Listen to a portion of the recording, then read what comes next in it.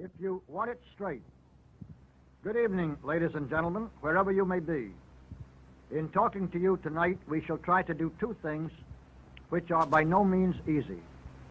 The first is to set before you in chronological order the history of the communist conspiracy from 1776 to the present time. And the second is to condense those 2 centuries of history into 3 hours of narration. We ask for your sympathy, therefore, with regard to our shortcomings and your patience with regard to the time. We shall do our best to keep you interested, and we take it for granted that nobody came here to be entertained, but for much more serious reasons.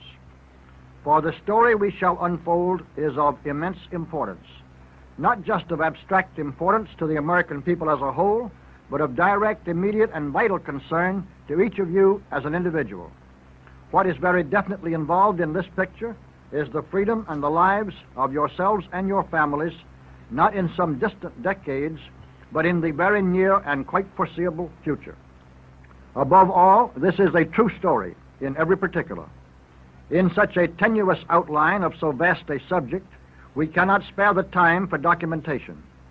We cannot even go into an explanation of the background, which would be helpful with regard to many statements that may startle or disturb you. In fact, we shall tear many such statements boldly from earlier materials already published by ourselves without pausing to give you the surrounding context, nor even to name the source.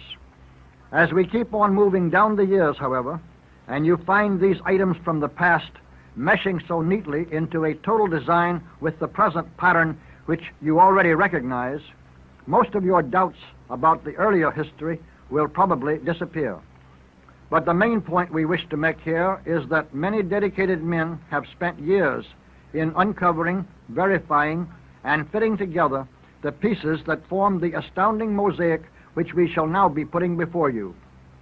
And for those who wish either to prove things out for themselves or to read and study a great deal further in order to acquire a much deeper understanding of the conspiracy, a reading list of books and pamphlets has been prepared specifically to go with this presentation, and any member of our staff can give you a copy or tell you where one may be obtained.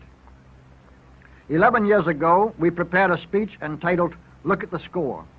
After being delivered dozens of times, it was used as the opening part of our presentation in the 2-day meeting at which the John Birch Society was founded. Hence, it was then incorporated into the Blue Book of the Society, which was simply a transcript of that presentation. In that speech, we started our survey of the conspiracy at the point where the physical confrontation of the free world with the communists had begun. This was in 1917, when they established themselves in Soviet Russia as a visible headquarters from which to reach out their arms of expansion. We did so because we ourselves did not know, and our audiences were not ready to accept, as much about the earlier history of the conspiracy as is the case today. Everything we said in Look at the Score about the communist advance from 1917 until the date of the speech has held up as entirely accurate. We hope and believe that the same will prove to be true about all that we say now. For even then it was perfectly obvious that when Lenin and Trotsky seized power in Russia in 1917, the conspiracy behind them had not sprung full-grown into existence only a year or two before. This time we go back to the real beginning, because at least an elementary knowledge of the earlier history of the conspiracy is vital to an understanding of what is happening at the present time. So, with that much necessary prelude, let us plunge into our task. 2. In Europe during the 18th century, there had been many esoteric groups with the same basic idea. Each one wanted to become the original nucleus of an expanding secret society which would keep on growing until someday it ruled the world. Most important of these ambitious groups was the Order of the Illuminati, founded by Adam Weishaupt in Bavaria on May 1, 1776. This, incidentally, is why, about 100 years later, the socialist organizations of Europe made May 1 the International Red Holiday, which it has remained to the present time. Their leaders were honoring the birthday of the whole vast conspiratorial movement of which they themselves were a part. The strategy of Weishaupt's order calls for nothing less than the destruction of all religion, of all governments, and of all previously existing human institutions. Out of the chaos, anarchy, suffering, and confusion thus to be created, the conspirators were to develop their new order. They did not mind in the least if this plan brought about a hell on earth, so long as Weishaupt and his Illuminati, or their respective successors, could wind up as its Lucifer and his court. We know that this seems hard to believe for those who have not delved into these dark caves of history. Not only are the facts fully documented and indisputable, however, but the most ample proof lies in the visible recurrence from time to time during the last 200 years of this same plan being vigorously prosecuted and its remarkable success over the past 2 generations, as we shall see in due course. So let us repeat this point for emphasis.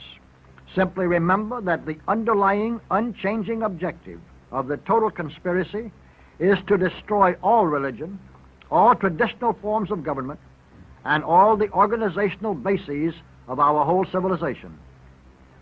And then note how many of the sinister activities you see going on all around you are insidiously but effectively serving that purpose. The first great destructive strike of this group at the old order was the French Revolution. Their extremely foul and significant role in bringing about that Holocaust and in making it such a memorable horror have been well known to honest students of history for a long time. But the French Revolution itself proved to be premature from the ambitious point of view of the conspirators. They simply did not yet have the organizational reach and power to extend what they had created into a destructive worldwide upheaval of the same kind. A returning flood of decency, of tradition, of compassion, and of common sense soon caused the terror of the French Revolution to recede. And then, during 20 years of the Napoleonic Wars, there was, in appearance, such a gradual return to normalcy that the Allied monarchs who sent Bonaparte to exile in St. Helena restored a Bourbon to the throne of France. But under the surface, things were not what they seemed, and never would be again, at least for the next 200 years. For Weishaupt's circle of conspirators had come through the revolution more firmly entrenched than before, and with far wider reach. So much so that by 1798, only 22 years after the group had been founded, a very well-traveled and well-informed scholar named John Robison and a devoutly religious cleric, the Abbé Baruel, both wrote books to warn the world, and especially its governments, of the international power and permeation which the Illuminati already had so cunningly and so secretly achieved. Even in faraway America, their infiltration into positions of influence had become a whispered scandal. In October 1798, George Washington, in a letter to a friend, expressed his concern over the spread in the United States of the diabolical tenets of the Illuminati and the pernicious principles of Jacobinism, if, as he said, they are susceptible of separation. And a book exposing some of the ramifications of this conspiracy was published in Charleston, South Carolina, in 1802.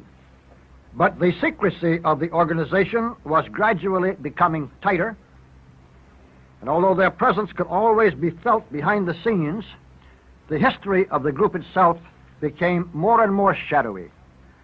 We do not know for sure whether or not for a while there may have been a splintering of the oligarchy into rival conspiratorial groups, or whether, on the other hand, Weishaupt's order may have remained intact and simply have absorbed into its ranks some rival organizations which did get underway, or whether several parallel groups were eventually consolidated into one.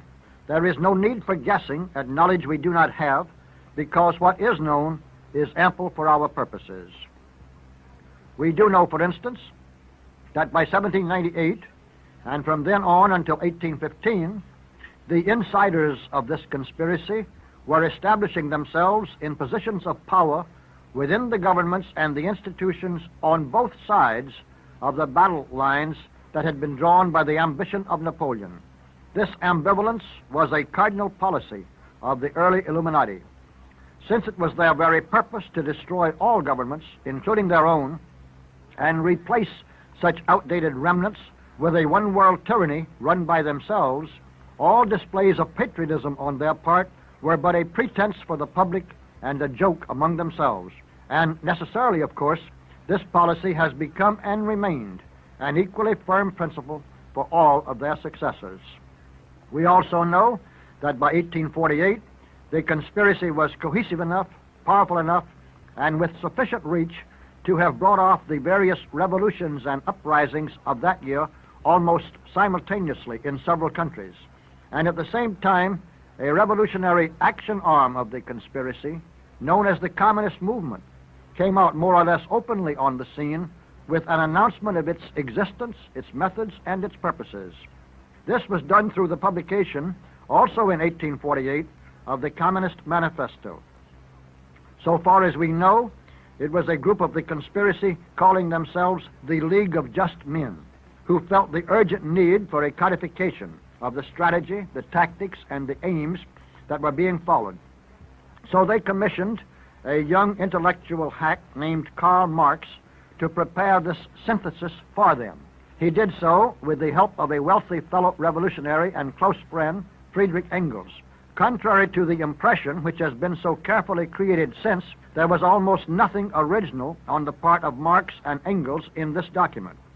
Their names did not even appear on any printed copy of the manifesto when it first came out, or for at least 20 years thereafter. This was strictly a party platform, as Dr. Stephan Pisoni has labeled it, for the guidance of the communist movement in the future. And the total conspiracy, of which this communist movement was only one instrumentality, was even then already in the 72nd year of its satanic progress. But the communist arm was eventually to become so important a part of the total revolutionary and destructive apparatus that today it is frequently confused and equated with the body as a whole.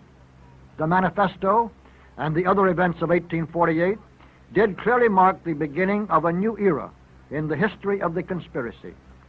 So we ourselves had better take a fresh start at this point in our study of that history. Section 3. Before we go further, therefore, it seems best to deal with some questions which may be stirring in your minds. And we'll try to save time by not only supplying answers which serve for the period we have covered, but by applying this basic clarification to all the stages of the expanding conspiracy right up to the present time. For we may thus clear the way for an easier and better understanding of many surprising developments we shall need to record. For that purpose, we need once more to go back to the beginning. Adam Weishaupt and his ablest associates not only succeeded in gathering princes and potentates and bankers and diplomats into the upper echelons of their conspiracy, but Weishaupt laid down for his fellow conspirators the policy that they should always go after the sons of the powerful, the rich, and the famous to become members of his order. And that policy has been followed faithfully ever since. It accounts for the surprising circumstance that a preponderant majority of all these power-seeking megalomaniacs in the upper echelons of the conspiracy in any country always come and still come from the very top economic, social, educational, and political circles of that country. This was true for the 70 years before the communist movement even began to take shape in the 1840s. It has remained equally true throughout all of the 125 years since that time, while the communist arm was becoming so important and useful a part of the total conspiracy. A great many members of the oligarchy have been recruited into the lower fringes of the conspiratorial apparatus, frequently while in college, without ever having gone through the communist route at all. They are taken into the broad fraternal circle because of the money or prestige or fame of their fathers or their families, and sometimes because of their own early brilliance. For with them come the basic ingredients of power, which can thus be added to the total strength and resources of the conspiracy. The result that concerns us, therefore, is that most of the really top conspirators, whom for convenience we call the insiders, have never had a Communist Party card, nor ever seen a communist cell. Many of them were originally brought into the conspiratorial clique through misguided idealism, again exactly as planned by Adam Weishaupt. But by the time they learned the whole truth about the organization of which they were a part, it was too late to get out. Also, by that time, they had been brought, through clever and continuous psychological molding, to a different outlook themselves. For the neophytes who cannot be so molded are simply dropped before they ever learn too much about the real nature of the club. Among those who do gradually climb further into the upper and inner circles of the conspiracy, however, there is no slightest trace of idealism left.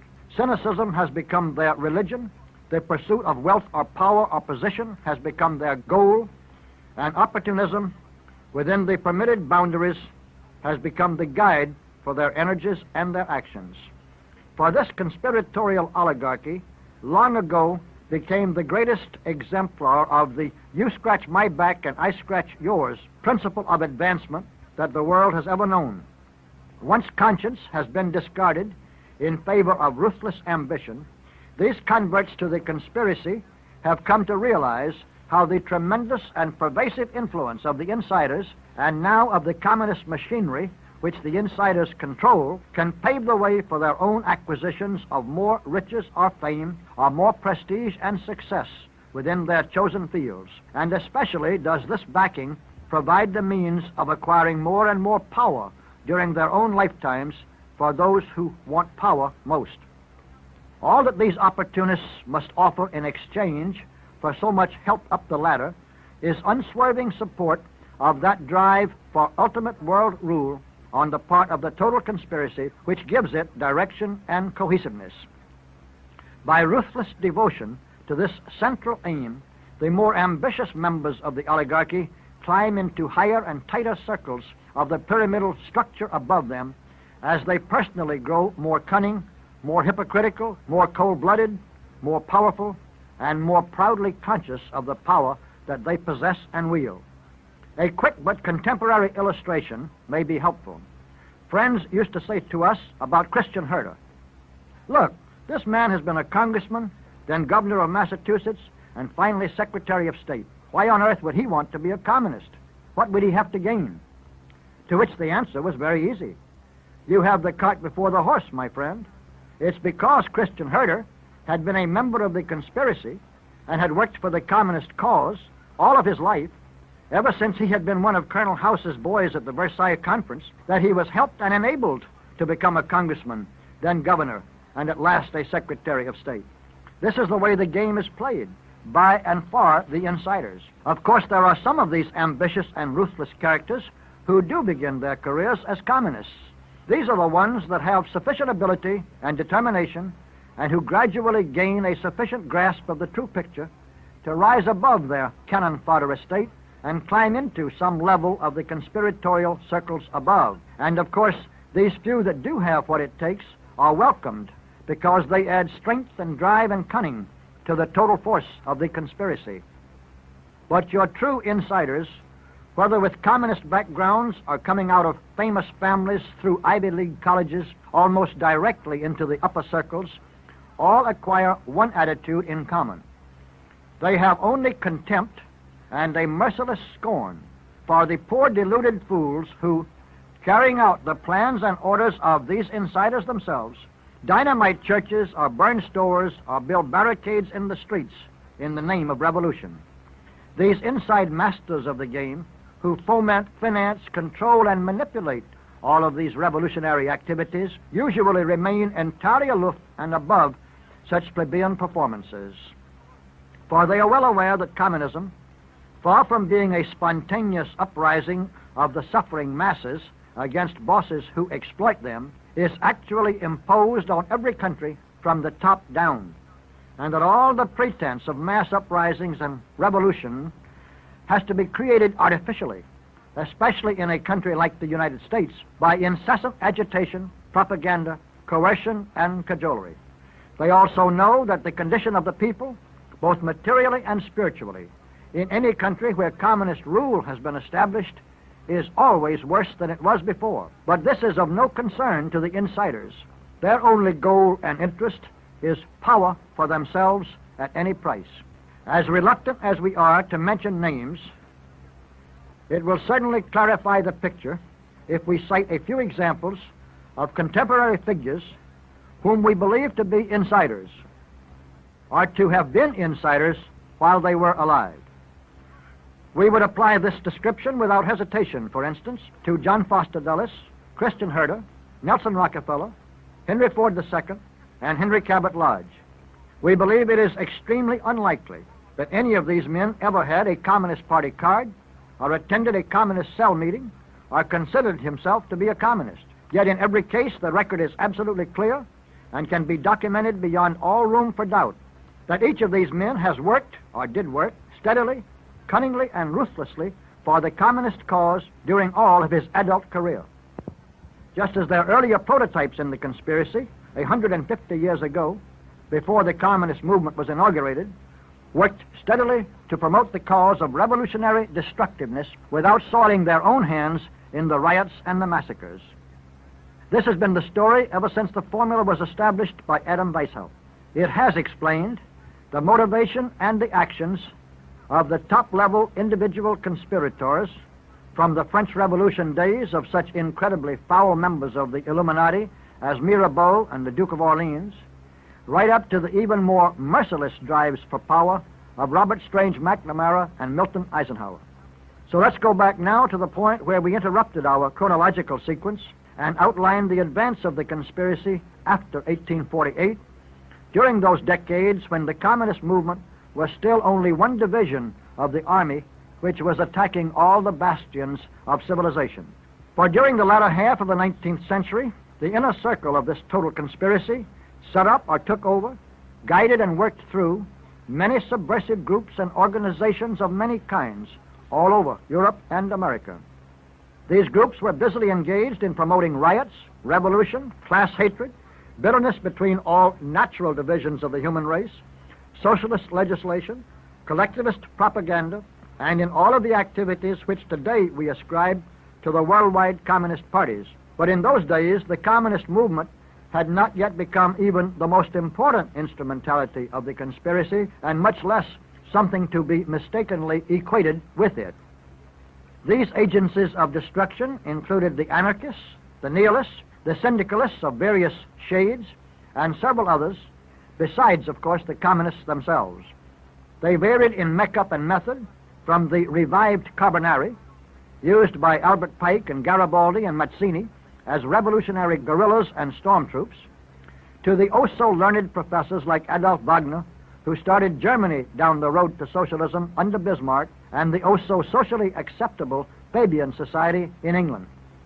Each of them appeared to be independently following its own path of crime or pressure or propaganda, while actually each of them was carrying out some divisional task for the destruction of the entire old order of civilization, even though most of the members of some of these groups had no more idea of what they were really about than do the misguided idealists today who have been beguiled into supporting the so-called civil rights movement. Wherever you might have dug deeply enough under the surface of all the criminal turmoil and collectivist indoctrination during the half-century after 1848, you would have found the brains and the hands of the Illuminati insiders fomenting and guiding all of these activities which benefited their long-range program. If all of this, too, seems hard to believe, let's pause long enough to look at just one revealing and convincing illustration out of dozens that are available. And we'll bring the whole matter closer home by taking the Haymarket riot in Chicago, right here in our own country, in 1888, for our example.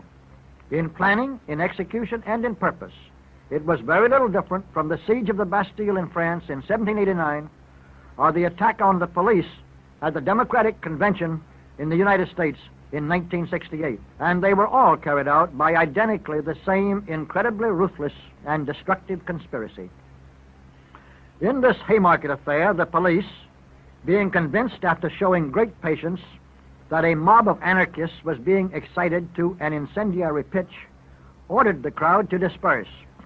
Instead, one member of the mob hurled a dynamite bomb with fuse burning into the ranks of the police.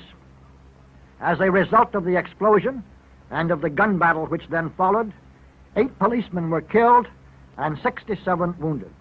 In general, the sinister international planning behind all such tragedies was completely ignored, and the riots themselves were accepted by press and people as simply sporadic outbreaks of criminally minded malcontents.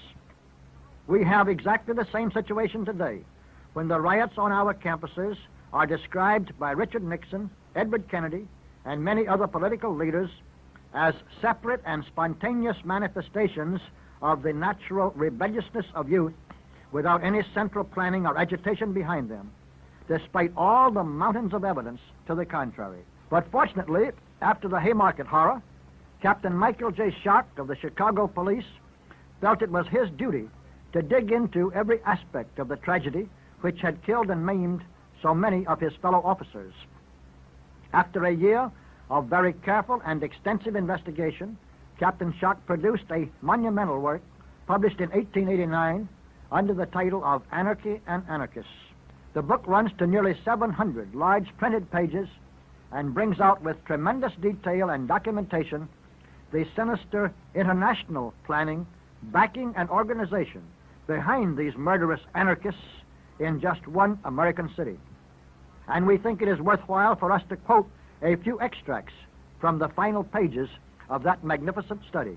Quote, "All over the world, the apostles of disorder, rapine, and anarchy are today pressing forward their work of ruin and preaching their gospel of disaster to all the nations with a more fiery energy and a better organized propaganda than was ever known before. People who imagine that the energy of the revolutionists has slackened, or that their determination to wreck all the existing systems has grown less bitter, are deceiving themselves." Parenthetically, please note that phrase, their determination to wreck all the existing systems. Captain Shark had uncovered the goal of the insiders who ran this total conspiracy, to which all the efforts and activities of all their dupes and agents everywhere were unwaveringly directed. Let's go back, however, to Shark's book, published in 1889. He continues as follows, quote, "The conspiracy against society is as determined as it ever was, and among every nation, the spirit of revolt is being galvanized into a newer and more dangerous life. In Europe, the same ferment is apparent. In England, the conspiracy is still largely undercover, but the propaganda is busy, and occasional rumblings may be heard of the work going on underground. The conspirators, safely covered by the fancied security of the people, are permitted to undermine at their will the fabric of English society. In France, the Commune is stronger than it ever was, and the Red Terror may appear with every turn of the whirligig of politics. In Spain and Italy, and especially in the smaller states, the socialists are busy, while in Germany and in Russia, a crisis is at hand. Thus, the world over, governments are menaced with a danger before which foreign war is as nothing." Again, parenthetically, please note this next sentence. Quote, "Nothing but the uprooting of the very foundations and groundwork of our civilization will satisfy these enemies of order. Let none mistake either the purpose or the devotion of these fanatics, nor their growing strength. This is methodic, not a haphazard conspiracy. The ferment in Russia is controlled by the same heads and the same hands as the activity in Chicago. There is a cold-blooded, calculating purpose behind this revolt, manipulating every part of it the world over to a common and ruinous end." That's the end of the quotation. Now this, my friends, was a warning to the people of the United States in 1889, almost identical with the warning of John Robison to the governments of Europe in 1798, and, let us repeat, it was about identically the same continuing conspiracy. It is the same warning which we, in the John Birch Society, have been proclaiming to our fellow citizens for years. The communist movement has now largely swallowed the nihilists, the anarchists, and such other raw instrumentalities of the overall command. But this whole combination of destructive forces is still being run by the same self-perpetuating international clique of usually silk-hatted and always power-hungry criminals which has been undermining our civilization for almost 200 years. After 1848 and throughout the 19th century, the inner circle steadily tightened its organization of the total oligarchy and consolidated its control over subsidiary, affiliated, or independent revolutionary groups. It achieved ever more effective secrecy about its existence, its membership, and its activities. And its secret power grew by leaps and bounds, so that by around 1900, these insiders had already come to exercise tremendously subversive influence within practically all the governments of Europe, as well as the United States.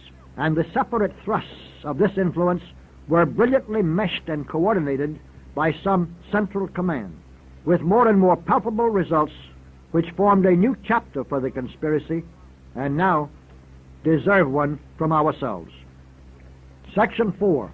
Far as the 20th century got underway, various parts of the great destructive plan began to materialize.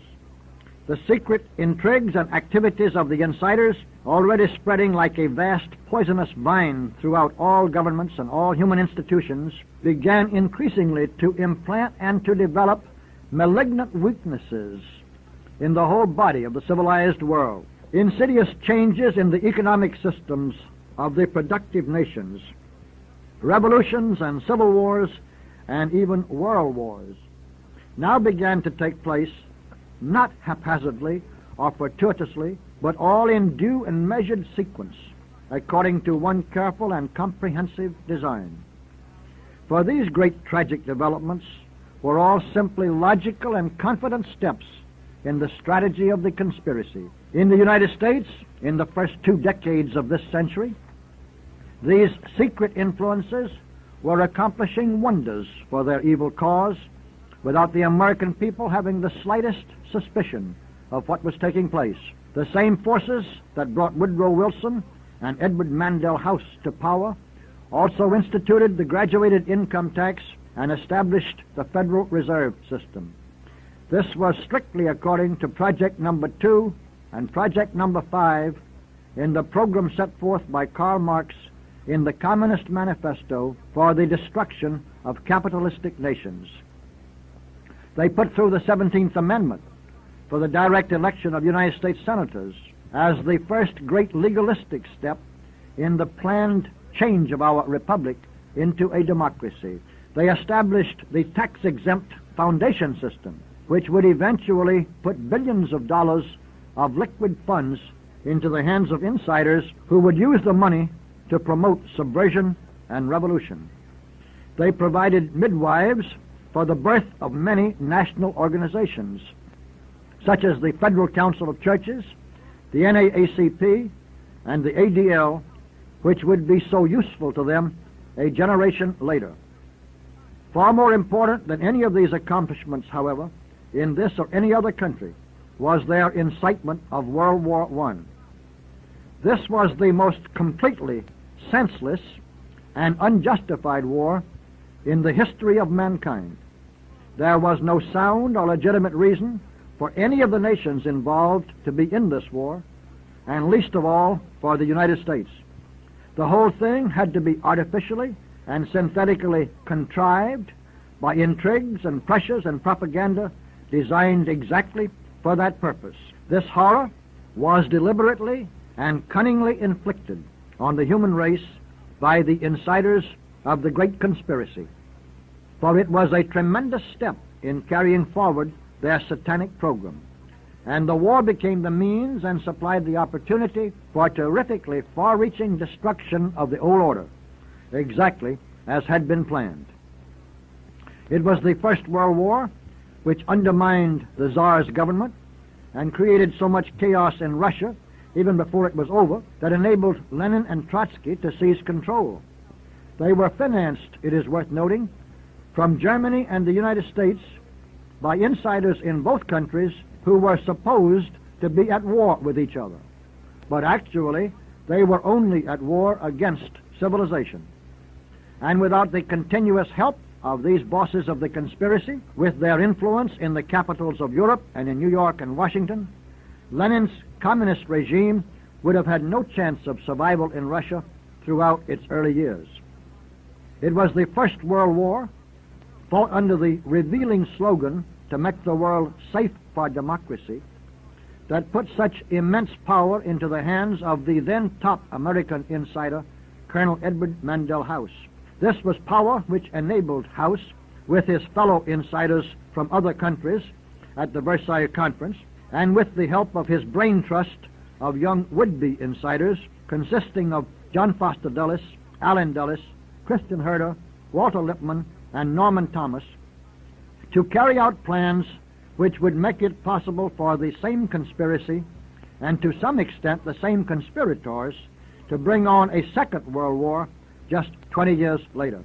It was World War I which destroyed America's wise and proud independence of the old world squabbles, which wrought such great psychological changes in the outlook of the American people, and which carried the people of both Europe and America a huge step towards the one world concept that was so immensely important to the conspiracy. And it was all the excitement and action and propaganda connected with the war which enabled the communists and the insiders to increase their strength and their reach manyfold in the 10 years from 1912 to 1922. In fact, by 1922, the secret levers of power within the United States were already being grasped by the conspirators to an alarming extent, without the people, or even most of the honorable men in government, having any real understanding of what had taken place. By that year, quite a number of comparatively new organizations, such as the American Civil Liberties Union, the League for Industrial Democracy, the Friends of Soviet Russia, the American Jewish Committee, and the Rand School for Social Science, had already earned the right to be described as communist fronts. And it would have greatly surprised most Americans, busy with their commercial and professional careers and happy with their so-called return to normalcy under the Harding administration, to realize how many of their prominent fellow citizens were already busily engaged in actions or propaganda which helped the communist advance, and how many of them, in fact, had become prominent primarily because they were so engaged and had thus been given the benefit of all the helpful publicity and favorable treatment which the well-directed apparatus could put behind them. Such a list of active protégés and supporters of the communist movement as early as 1922 would have included Newton D. Baker, Jane Addams, Charles P. Steinmetz, Sidney Hillman, Norman Thomas, Walter Lippmann, Christian Herter, John Foster Dulles, Allen Dulles, Felix Warburg, Haywood Broun, Carrie Chapman Catt, Charlie Chaplin, Jacob Schiff, Stuart Chase, Scott Nearing, Amos Pinchot, Felix Frankfurter, William C. Bullitt, Upton Close, Bishop William Montgomery Brown, Rabbi Stephen S. Wise, Reverend Harry F. Ward, Lincoln Steffens, Upton Sinclair, Harry Laidlaw, John Dewey, Rexford Tugwell, Jack London, Carl Van Doren, William Allen White, Theodore Dreiser, Paul H. Douglas, Zona Gale, and hundreds more. The agitation and propaganda stage of revolutionary activities within the United States, the communists call it agitprop, was well underway. That was over 45 years ago.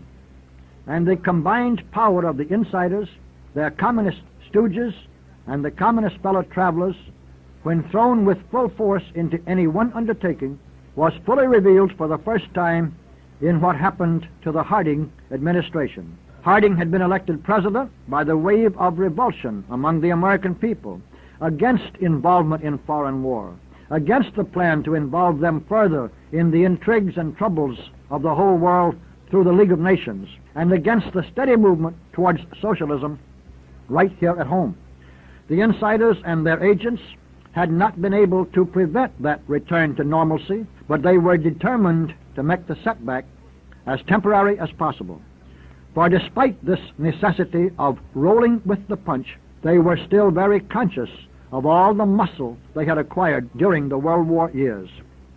So, when Harry M. Doherty, who was certainly one of the best attorney generals the United States has ever had, raided the secret and illegal Communist Convention in Bridgman, Michigan in 1922, and later in the same year took steps to stop the incredibly brazen crimes and defiance of law which revolutionary radicals had injected into the great railroad strike, he immediately became the target of a smear campaign unparalleled in previous American history.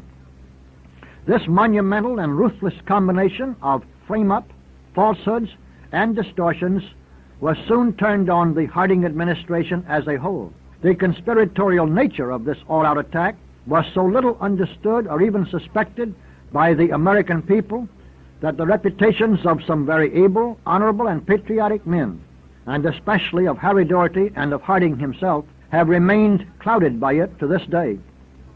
Exactly the same kind of concerted and continuous smear campaign that had destroyed a king and queen of France 4 generations earlier had now proved its effectiveness in the United States for repeated use on future occasions. It was to be applied in all-out fashion 30 years later to the destruction of Senator Joseph McCarthy, and 40 years later it was to be applied with even more comprehensive and continuous efforts to that attempted undermining and destruction of the John Birch Society, which undermining still continues unabated and with amazing variety and viciousness. We shall now have to telescope some of this history into even smaller proportions. But fortunately, most of it from here on is better understood. The stock market crash in the fall of 1929 and the depression that followed were used by the communists to weaken the faith of the American people in our free enterprise system and to prepare the way for government intervention on a massive scale. And with the inauguration of Franklin D. Roosevelt in 1932, a whole new phase began of more rapid progress by the conspirators towards their ultimate goal. The communist regime in Russia was saved from collapse through the prestige and credit accruing to it from the official recognition by our government. This opened the gates at once for a constant stream of communist agents and spies to enter our country and to begin to entrench themselves in jobs within our federal bureaucracy as well as in every other division of our national life. The banks were all closed together by government decree and then reopened separately by government permission to show us how we had to be protected by our government from the follies and wickedness of private business. And our money was taken off the gold standard domestically and its intrinsic value arbitrarily changed by the criminal action of Roosevelt's administration as the first long step toward the intended future condition when it would become only fiat money altogether. Pigs were killed and crops were plowed under, public boondoggles were begun on a massive scale, and government direction and controls were introduced into every part of our economy to get the people to believe and accept the thesis that government had to and was able to provide for their welfare. And by 1939, a depression which normally would have been completely over and forgotten in 5 years had been kept in effect for 10 years by all of these government interferences with the normal working of the American system. What's more, it had all been planned that way. But by 1937, the insiders of the world were ready, and Stalin was ready in Russia to bring on their Second World War. The first steps in the United States to that end began with Roosevelt's quarantine speech, which exactly reversed what had supposedly been our foreign policy during those years of interlude when the communists were making their necessary hay on the domestic scene. Now, gradually but rapidly, all the artifices of worldwide intrigue were applied and all the stops were pulled out in the organs of propaganda to get this war underway and then to push us into it as rapidly as possible. When even these gigantic efforts proved inadequate or too slow, Stalin precipitated the war in Europe by his devious and temporary alliance with Hitler for the invasion of Poland. In due course, Franklin Roosevelt and George Marshall harried and enticed the Japanese into attacking us at Pearl Harbor. And thus, World War II began the new, tremendously further developed phase of the conspiracy's advance for which the war had been planned. This advance was on all fronts. Within the United States, the spending and taxes that could be instituted and the controls and powers that could be exercised by a government engaged in a full-scale world war made actions of the same kind for which the Depression had served as an excuse look like merely weak rehearsals by children at play. Even more important, however, was the fact that this war officially made the communists the allies of so many of the leading nations of the world.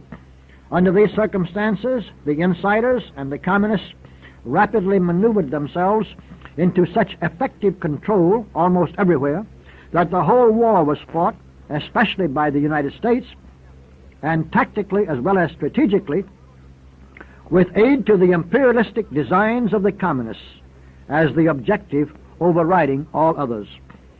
This Second World War, with its immense psychological as well as sociological impact, carried the disruption and destruction of the old order of civilization tremendously further than any depths which had been reached before.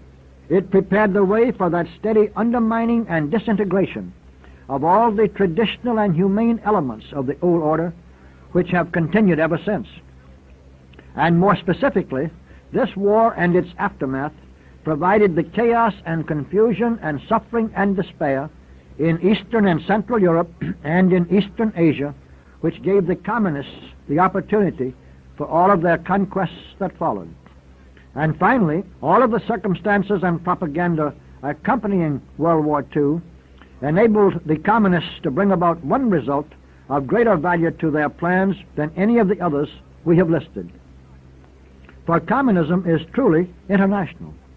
The subjugation of any one country by the communists is always aided by, or even the direct result of, international conniving. And the very sad but incontrovertible and fully proved fact, my friends, is that since 1940, the most important and powerful single force in carrying forward the communist advance all over the world has been the United States government.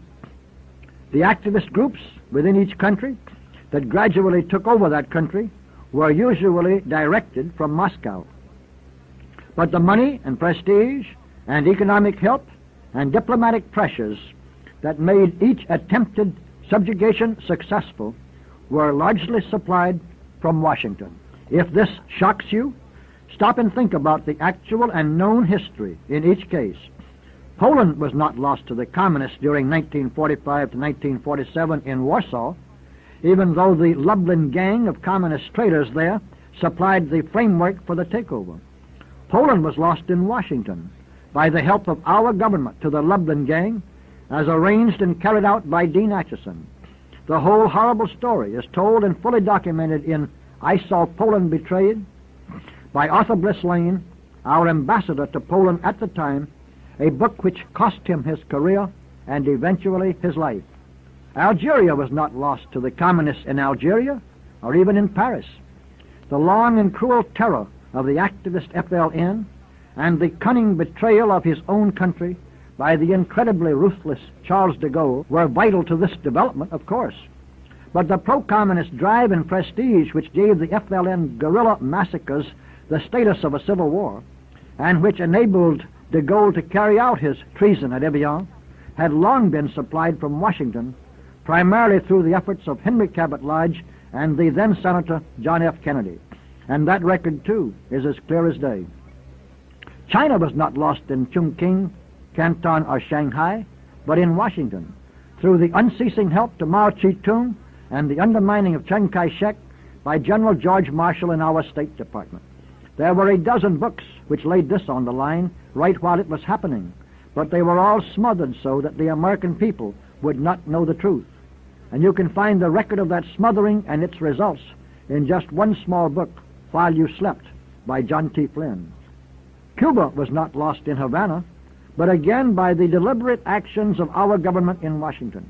Castro's guerrillas supplied the framework for the takeover, but it was the unceasing help to Castro and undermining of Batista by Milton Eisenhower, Christian Herter, and the whole Eisenhower administration which brought Castro to power and which kept him there during those touch-and-go early years. Again, that record has been made clear by, among others, our former ambassador to Cuba, who saw the betrayal taking place. And the same story, with very little change in its broad outline, has been true and has been amply proved in books you were never given a chance to read, in the case of almost every territorial advance the communists have ever made. Let us incorporate into our story at this point, therefore, a brief review of their geographical progress during the last 50 years, for the open record of this success is a central fact of our contemporary history. That record began in 1917, when Lenin was able, with Trotsky and only a few hundred followers, to take the Russian Revolution out of the hands of its earlier leaders and convert it into a communist strike for power. Then, by the use of almost incredible audacity and terror, they seized control of Russia itself. In 1918, these communist usurpers established some degree of stability and recognition for their regime by the Treaty of Brest-Litovsk with Germany, and by 1922 they had extended their infiltration, terror, and control enough to set up the Union of Soviet Socialist Republics. The communists were able to bring into this USSR, besides the greatly reduced Russia proper left them at the time of the Brest-Litovsk Treaty, the further areas of Russian Armenia, Azerbaijan, Georgia, Ukraine, and Belarus. And with this combination as a base, Lenin and his successors, notably Stalin, set out patiently and resolutely to conquer the world. For reasons too involved for us to go into them here, the strategy for this global conquest was laid down by Lenin in advice which has been summarized and paraphrased as follows. First, we will take Eastern Europe. Next, the masses of Asia. Then we shall encircle that last bastion of capitalism, the United States of America. We shall not have to attack. It will fall like overripe fruit into our hands. Now, ladies and gentlemen, the communists have never wavered from that three-step strategy one iota, nor from any part of it, nor from the methods by which this advance was to be carried out. For Lenin was not thinking or talking about conquering all of these other nations in due course by communist military might, any more than Russia itself had been taken by such means. He was referring to the eventual seizure of power in one country after another through infiltration, subversion, and propaganda, through creating a civil war, or at least the semblance of civil war, within each target country, and by all of the diplomatic, economic, political, and coercive pressures that could then be exercised against the legitimate government of each intended victim by communist agents and allies in the leading capitals of the world. From 1922 to 1939, however, most of the energy, cunning, and cruelty of the conspiracy was spent on strengthening its position of infiltration and influence within various countries, including the United States, rather than in actual efforts to take them over. Only in China and in Spain were such efforts made, and even these appear to have been largely premature and preparatory for the global conquests to be undertaken later. But World War II completed all of these preparations. With the help of the conditions created by that war, which we have already mentioned, and with the unceasing aid of the American government to the Soviets throughout that war and during the years immediately after it, Stalin moved fast and far ahead according to the blueprint laid out by Lenin. By 1948, the Soviets had imposed their brutal communist tyranny over Estonia, Latvia, Lithuania, Albania, Hungary, Yugoslavia, Romania, Bulgaria, Poland, Czechoslovakia, and East Germany. The communists now had Eastern Europe entire, and the first step of their program was complete. But they had also begun their revolutionary activities in Asia very early, and again with the vital help of our government at every turn, they were carrying out their second step only a short distance behind the first one. So that by 1950, the Soviets had established communist satellite regimes in Mongolia, in North Korea, in Manchuria, and over all of the mainland of China. Their conquest of the masses of Asia, by repeated application of the same formula, composed of cunning, terror, and American support, has continued steadily ever since. In 1945, for instance, an Asiatic communist named Ho Chi Minh, who had been trained in Moscow, was set up in business as a communist revolutionary in Indochina with our money, our equipment, and our moral support. By 1954, with the direct on-the-scenes help of the American Colonel Edward Lansdale and of our State Department, Ho Chi Minh and other agents of the Kremlin succeeded in throwing the French out of Vietnam and in taking over the better half of that domain for themselves. By 1956, Stalin's murderous agent, Ahmed Sukarno, was being royally welcomed and glorified in Washington as the ruler of Indonesia. And so the story went, until you will find that today the de facto control by the communists of all of Asia is virtually complete. The second step of their global strategy has been accomplished. And of course the communists have been moving steadily forward on their third step, especially since about 1950. The surrounding of the United States, as they put it, involves their establishing practical control of Western Europe. This has already gone so far today, with the governments of England and of France having been in communist hands for years, that even the government of West Germany is now dominated by communist influences almost as much as is our own. And even the strength of Franco's government in Spain is being undermined by, of all things, pro-communist liberal movements within the Catholic Church. This surrounding process involves the taking over by the communists of the northern ledge of Africa, and then all of that continent. It involves the establishment of communist or crypto-communist regimes in Canada and in all of Latin America. In that connection, it is worth noting that since 1945, Nelson Rockefeller, Milton Eisenhower, John Kennedy with his so-called Alliance for Progress, and other molders and executors of our State Department policy have contrived to have billions of dollars of American taxpayers' money spent in Latin America to promote the political fortunes of those regimes and those demagogues that were pro-communist, while always leaving the anti-communists, so far as possible, holding empty bags. It is worth noting more specifically that, as a part of this strategy of encirclement, Cuba was made a very strong communist outpost.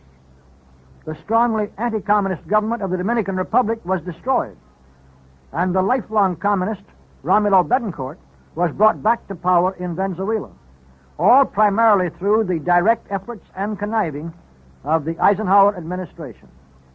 And that right while these pages are being written in the spring of 1969, the present administration in Washington is using its full prestige and power to help a communist group to establish its rule over Peru. It has been the aim of the communists to achieve virtual control of the Western Hemisphere, except for the people of the United States, before closing in on this final bastion of capitalism.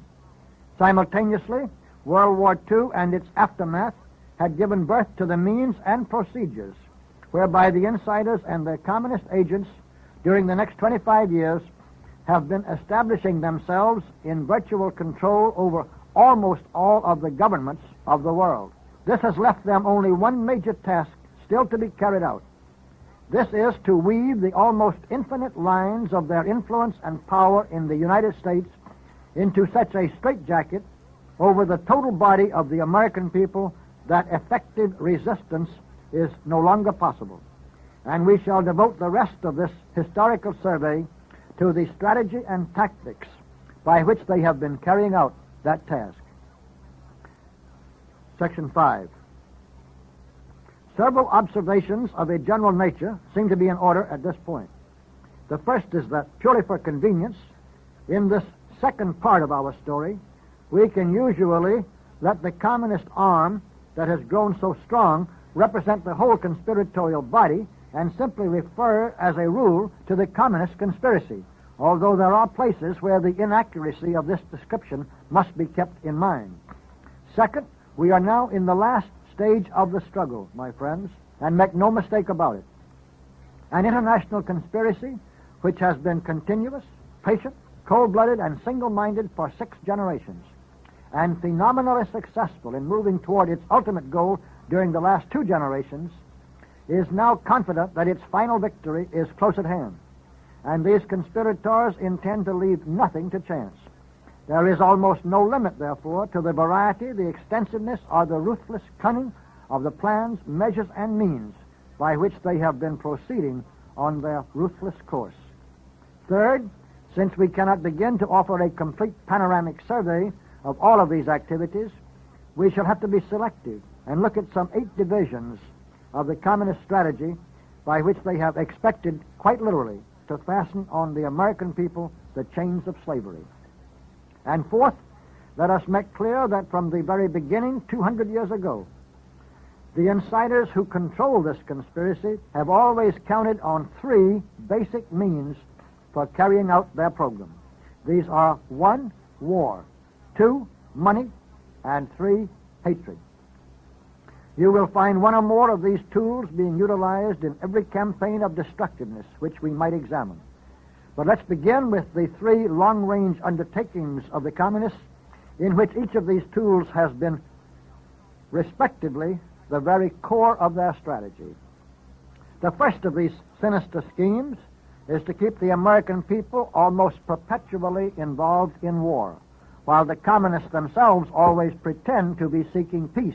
It was only 5 years after the end of World War II, for instance, when we were dragged into the artfully contrived Korean affair, and the actual purposes of that involvement can be most easily realized by looking at some of its results. Eisenhower was inaugurated in January 1953. Up to May of that year, our generals in Korea were still in position to win that war quickly, decisively, and overwhelmingly. Even so careful and able a man as General Van Fleet later went on record with a public statement to that effect. Instead, Eisenhower terminated the war by the most ignominious negotiations in our nation's history, gave up entirely every purpose for which the war had supposedly been fought, and let our country betray both our South Korean allies and our own soldiers who had died fighting in a war which they were kept from winning only by orders from Washington. We left South Korea as living proof of the devastation that would be wreaked on any country which depended on the United States to save it from communism. We broke our word in the most flagrant and cruel manner to tens of thousands of Chinese and North Korean prisoners who, having been impressed into the communist armies against their will, had risked their lives to come over to our side in reliance on our promises to protect them. We left untold hundreds of our own men as helpless prisoners in the hands of their communist enemies. We reduced the prestige and moral leadership of the United States to the lowest point it had ever reached up to that time, and we gave the communists in Asia their greatest boost since our government had helped and enabled them to take over the mainland of China. All of which may help you to a better understanding of the second performance of this same show, which has been taking place in Vietnam. History not only repeats itself, but sometimes the repetition is actually planned by evil men many years in advance. There is plenty of evidence that the basic plot of the Vietnam drama, exactly as it has been acted out over the past 17 years, was carefully planned by the insiders at least as far back as 1952. There are countless ways in which our involvement in Vietnam has been used to help the communists in Europe as well as in Asia. But its effect on our domestic affairs has been of even greater benefit to the communist program. And we repeat that involvement of the United States in unceasing wars, of which the communists control both sides, has been a vital part of the communist design. The primary objective of the forces that dominate our government in being at war in Southeastern Asia or anywhere else is simply to be at war. And far from ever having wanted to win the war in Vietnam, our government has gone to tremendous lengths, both by advanced planning and in its actual conduct of the war, to give our failure to win it as much plausibility as possible. Let's look at a few facts and arguments which support these assertions. In the first place, if our objective was to save some people from communist terror and tyranny, then why not Cuba? Why did we go halfway around the world instead to fight the communists on behalf of some other small country, except to make our own difficulties in conducting the war immensely greater and more expensive? But further questions just pour out, one on top of another. Why did we spend many years in subtly destroying so many of the real anti-communist forces and leaders in South Vietnam before getting this war underway, with ourselves directly involved, except to make it that much harder for our armed forces to win. With the communists advancing all over the world, why did we choose to fight them in the one place and manner where, as General MacArthur pointed out, the odds were the heaviest against us, namely with ground forces on the mainland of Asia, except, of course, to make a protracted struggle and our failure to win it seem more plausible? Why has our government refused to let our military forces bomb Haiphong Harbor and thus put our enemies out of business for lack of equipment? Why has our government, by massive aid to the communist regimes in Eastern Europe, made it possible for these supplies to be sent to Haiphong in the first place? The answer is very simple. It's because our government has been doing everything it dared do to enable our communist enemies to uphold and carry on their side of the war. On the island of Taiwan today, there are over 500,000 well-trained, well-armed Chinese soldiers whose whole object in life is to fight the communists on the mainland of Asia. The head of their government, Chiang Kai-shek, has begged to be allowed to send them into the war in Vietnam on our side. Not only has he been emphatically denied the opportunity to do so, but it has been made clear to him that he would be prevented by force, if necessary, from carrying out any effort to fight our enemies in Asia. Why? All of the reasons given by spokesmen for our government were easily shown to be as phony as a $3 bill. The only real reason was that, with Chiang's troops on the scene in Vietnam, it would have been almost impossible to keep our armed forces, with such allies, from going ahead and winning the war, which is the last thing Washington wanted. For the actual objective of our involvement in Southeast Asia has not been to protect South Vietnam, but to help the international conspiracy to impose its communist rule on the American people here at home. Even at the cost of laborious repetition, let's summarize briefly just how it has served and still serves this purpose. A. War always brings more and more spending. The importance of this effect becomes obvious when you realize the amount of effort carried out in Washington trying to devise plausible ways to waste American money. That statement may shock you as much now as it shocked me 20 years ago to discover the fact to be true, and even to have bureaucrats confess to me that this was what they were doing. It is not easy to bankrupt a nation with as great a productive capacity as the United States, although several insiders within the last 5 administrations, such as Dean Acheson and Robert Strange McNamara, have made great contributions to that effort. Our involvement in the Korean War and the Vietnamese War, all of the tremendously publicized threats of nuclear war, and all of the fictitious pretenses about the military might of Soviet Russia and of Red China, have provided the most useful excuses and opportunities for pouring untold billions of dollars down the drain in a constant stream. B. War also brings bigger and bigger deficits, higher and higher taxes, and more government controls over commerce and industry. These all follow naturally and easily on the heels of wartime spending.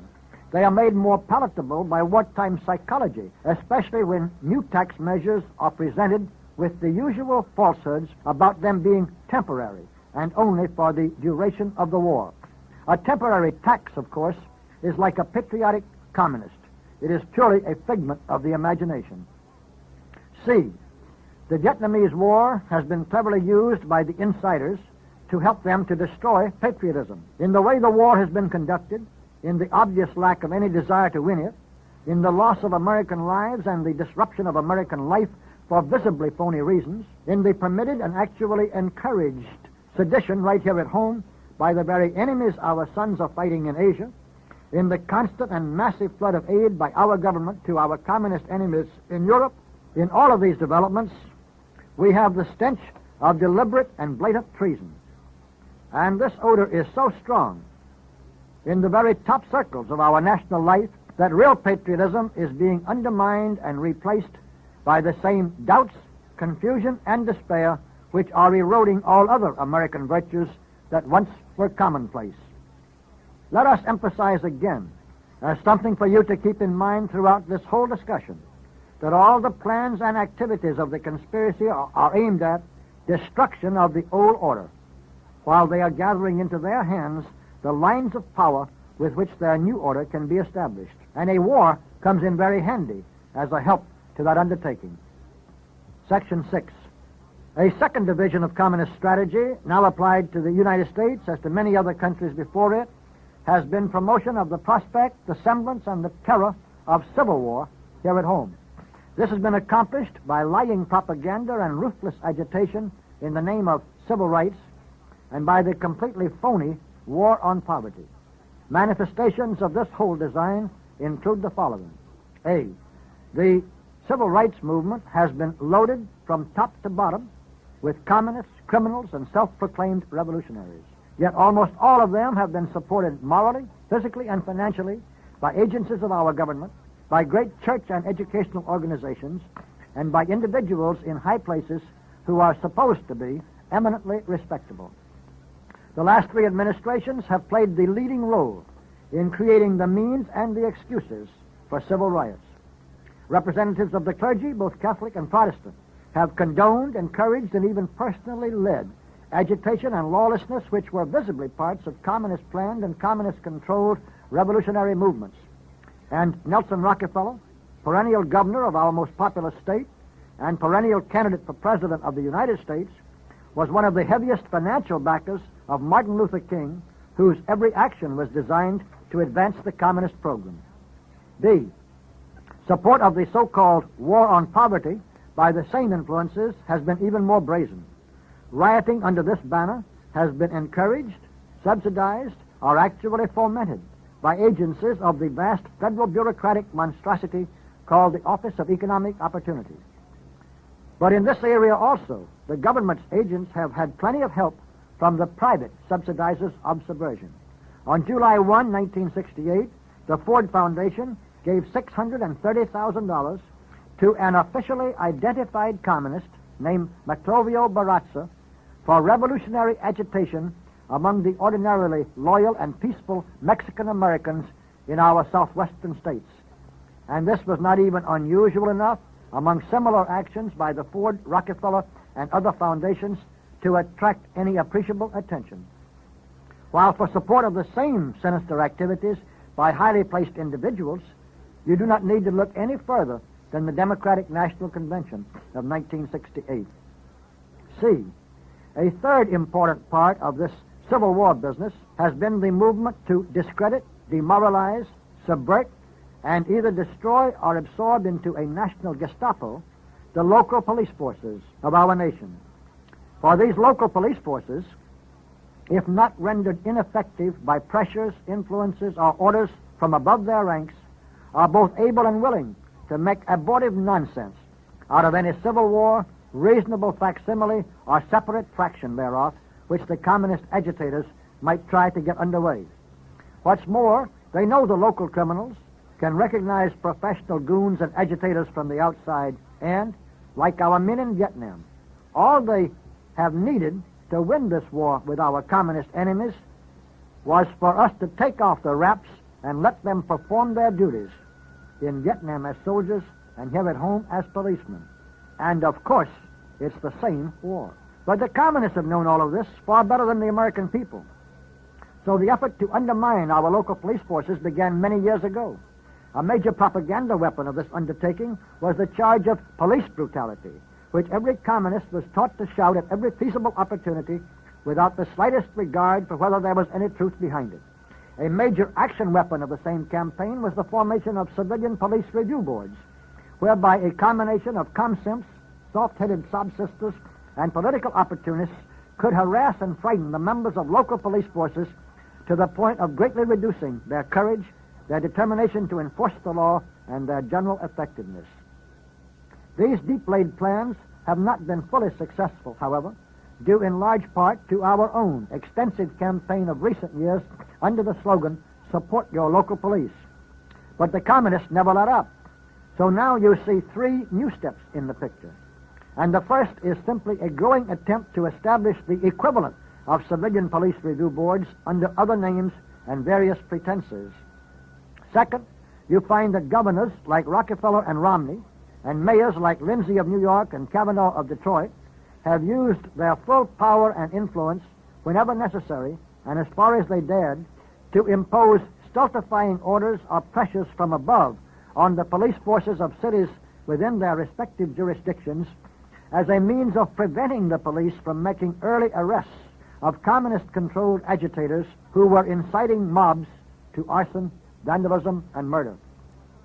Third, the federal government has now stepped in behind the communist long-range plans with regard to our local police forces with very much the same strategy by which the same federal government has gradually, in blatant violation of the United States Constitution, seized control for the communists of American public education.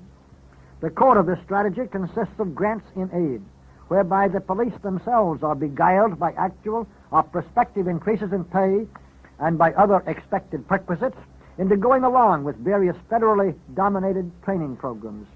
Out of this strategy, there evolved massive measures of the federal government for gradually establishing lines of federal authority over local police forces, for gradually brainwashing the police themselves, and for creating a situation in which resistance to the trend begins to seem futile, while opportunistic acceptance of the whole scheme becomes more and more rewarding.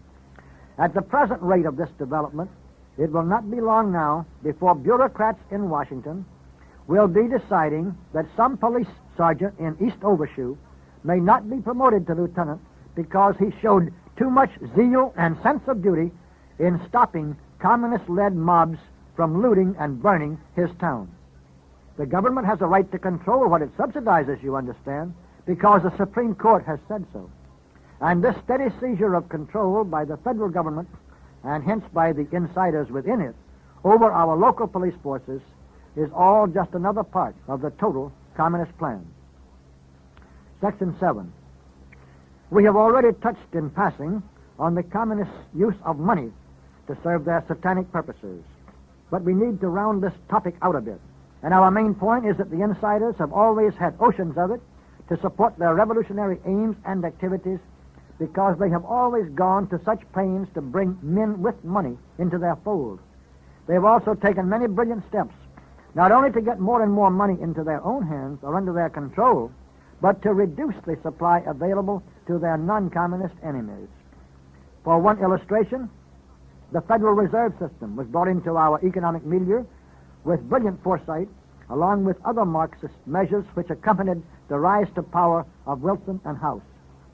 For decades, the Federal Reserve System was run by good men and able men in what they believed to be for the very best interests of our country, which was exactly as the communists had intended, until the time should come when a fully accepted and highly esteemed American institution could then be used to serve the many Marxist purposes for which it had been designed. One of the most important of those purposes has been that very debauchery of a nation's currency, which Lenin himself said was essential to communist plans. But that is only a part of the picture. For central banking, as represented in fact by the Federal Reserve System, actually gives the central government complete control over both the money and the credit of the whole American economic system. And hence, it has put this mighty power directly into the hands of the insiders who have been and are using it in many ways to destroy the old order. Since we cannot cover the whole waterfront in this area, however, let us jump to another outstanding example which clearly reveals the depth and brilliance of the conspiratorial plans with regard to money. For lack of a better name, we call it the foundation system. It had already been set in motion before the enabling legislation for the graduated income tax was adopted. And who was there to realize over 50 years ago that the foundation system and the income tax were but two sides of the same coin? So today, these great tax-free foundations readily provide the means and methods for the insiders to accumulate untold dollars in liquid funds to be used to foment revolution and to promote communist purposes. And this is at the very same time, of course, that confiscatory taxes are stripping all outsiders and almost everybody who would like to support, defend, and maintain the American system of the money with which to carry on the fight. And if you do not think that Nelson Rockefeller or Henry Ford II can use the billions in the respective foundations which bear their family names exactly as freely for their own pro-communist purposes, as if the money were in their private bank accounts, then just study what they have actually and already been doing with that money, and you will surely be convinced. Section 8. The third great basis of the communist advance has been their creation, use, and exploitation of hatred. They seize upon every natural or traditional division among mankind over religion, race, color, language, or class as a source of hatred on which they can capitalize.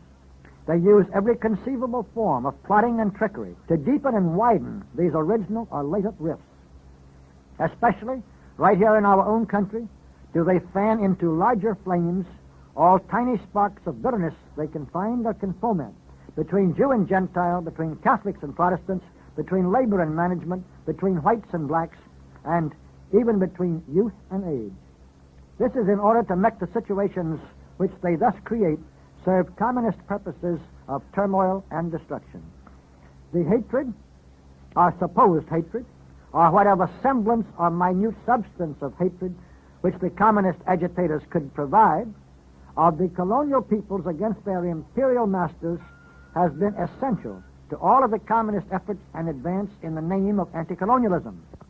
The hatred, or supposed hatred, or fomented hatred of peasants for their landlords has been the excuse for all of the widespread crimes and massacres committed by communists in the name of agrarian reform.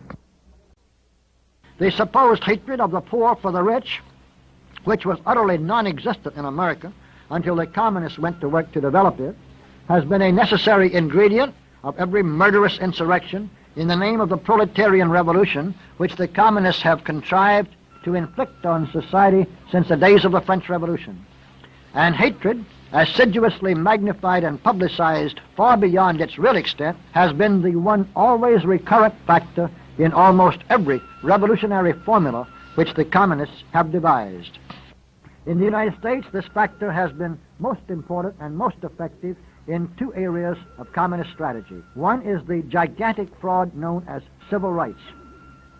Until the communists got into the picture, the goodwill that had gradually developed and had come to be taken for granted between the Negroes and the white people in our country was a marvelous tribute to both and to the benefits of the American political and economic system. Even Ebony, the leading Negro magazine in America, once said that the United States had made more progress in solving a difficult racial problem than any other nation in history.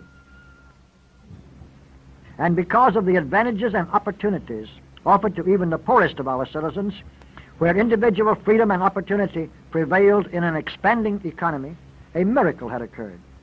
Starting only 100 years ago as 4.5 million penniless former slaves, the American Negroes, largely by emulating their white neighbors and with the increasing goodwill and even active help of the white people as a general rule, had arrived at the amazing position of already having the highest standard of living in the world, except only for the white Americans.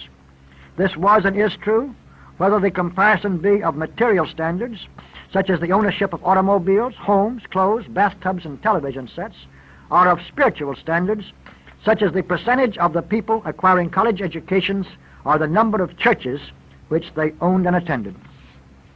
It comes as quite a surprise to most people today, only because the communists have managed to keep these facts largely suppressed, that the approximately 20 million American Negroes own more than twice as many automobiles as all of the 300 million inhabitants of Soviet Russia and its European satellites put together, or that approximately twice as large a percentage of American Negroes acquire college educations as of the population of England or Germany or France. And there was no limit to the progress ahead until the communists set out by legislation, agitation, and instigation of civil turmoil to foment and build up hatred between the races as the very basis for their revolutionary progress. The second major development and use of hatred as a tool of the revolution had begun far earlier, as a worldwide program, and perhaps in the long run is even more important. This has been the building up and exploitation of the always potential bitterness and distrust between Christians and Jews. For more than 100 years, the communists have done everything possible to revive and increase this source of hatred, which was actually dying out during the increasingly humane tendencies of the 19th century, and especially in the great spirit of open goodwill of all races towards each other, which permeated the opportunities and open spaces and growing prosperity of the United States. There have been many ramifications to the program through which the insiders of the conspiracy have created such a powerful two-edged sword out of what is now known as anti-Semitism. The communists themselves, and especially those of Jewish extraction, have put great effort into nourishing and multiplying hatred of the Jews by Christians, Mohammedans, and all other peoples. One of the most vicious diatribes ever written against the Jews was by Karl Marx, and an English translation has been available for years under the title A World Without Jews. To a communist, there is no loyalty to anything except the communist cause, and betrayal of one's own race is highly praiseworthy if it helps that cause. A more important part of the same campaign, however, has been the attempt to equate the whole conspiracy in the public mind with a Jewish conspiracy. For this purpose, great use has been made of the fact that from about 1848 to about 1937, so many of the activists on the subversive and revolutionary firing lines were of Jewish origin. All of the emotional exploitation of this bit of history has completely ignored these further and parallel facts. One, these activists were the riot brigades, for whom the real conspirators at the top, whose purposes were being served by such criminal dupes, had only loathing and contempt. Two, at the very same time that these direct action fanatics were learning to use dynamite, there were very few Jews in the Fabian Society and in other top-level instrumentalities of the conspiracy which were accomplishing a great deal more for it. Three, Lenin himself did what he could to have himself and his fellow communists of the Jewish race hated more as Jews than as communists. Apparently, he even played a leading part in having much of the actual communist program laid out plainly in writing for the guidance of his followers in a spurious document called the Protocols of the Elders of Zion, so that the Jews as a whole would be blamed for the program itself. Four, after Lenin and his rabble of stormtroopers, most of whom were Jewish, had served their purpose by seizing power in Russia for the communists, not for the Jews, the inner circle of the conspiracy began gradually to reveal its own anti-Semitic slant, despite the fact that there undoubtedly were and are some Jews within that inner circle, by ridding themselves of Jewish associates and high-level subordinates with all deliberate speed. So that by 1937 or 1938, Stalin had purged practically all Jews out of the top echelons of the conspiracy, even in Russia itself. Today, to the best of our knowledge, there is not a single Jew in the Soviet Presidium or in any other position of high power in the Soviet government, and the degrading treatment of the Jews who live in Russia has now become a disgrace to all mankind. Five, the money of Jewish international bankers has certainly contributed mightily to the revolutionary movement for at least 150 years. When members or representatives of Kuhn-Loeb Company financed the Kerensky Revolution in Russia, it was almost certainly with the expectation that the Bolsheviks would presently take it over. But Lenin himself appears to have been financed for the October Revolution largely from inside Imperial Germany. And certainly, Jewish money was only a part of the vast sums that were already being used by the insiders to carry out their plans. While today the total money that is being provided or can be provided by Jewish bankers for that purpose is a very small fraction indeed of the total money made available for the same purpose by the Rockefellers, Fords, the Morgan interests, and literally scores of other big money insiders whom it is not our business to try to name. There is one key to this whole situation which the misguided bigots who want to blame everything on the Jews should try to grasp. It is that the Jews, because of their experience with persecution in the past, have acquired over the centuries a feeling of closely knit clannishness in the face of possible further persecution, which has made them very susceptible to the wiles of the demagogues who want to capitalize on that fear. And as a result, no people in history have ever been so betrayed or so easily betrayed by power-seeking scoundrels within their own ranks, as have the Jews. In our opinion, for instance, and we might add in the opinion of many of the best informed and most courageous Jews themselves, the so-called Anti-Defamation League, which ostensibly was founded to prevent or diminish anti-Semitism, has actually done more over the past few decades to promote anti-Semitism than all of the Gerald L.K. Smiths and Richard Cottons put together.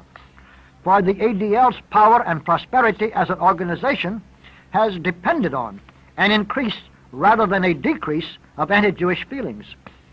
And in subtly provoking this increase, they have, of course, mightily helped the communists, which has certainly been the purpose of some of those involved. But there are 2 points which concern us most in this whole discussion.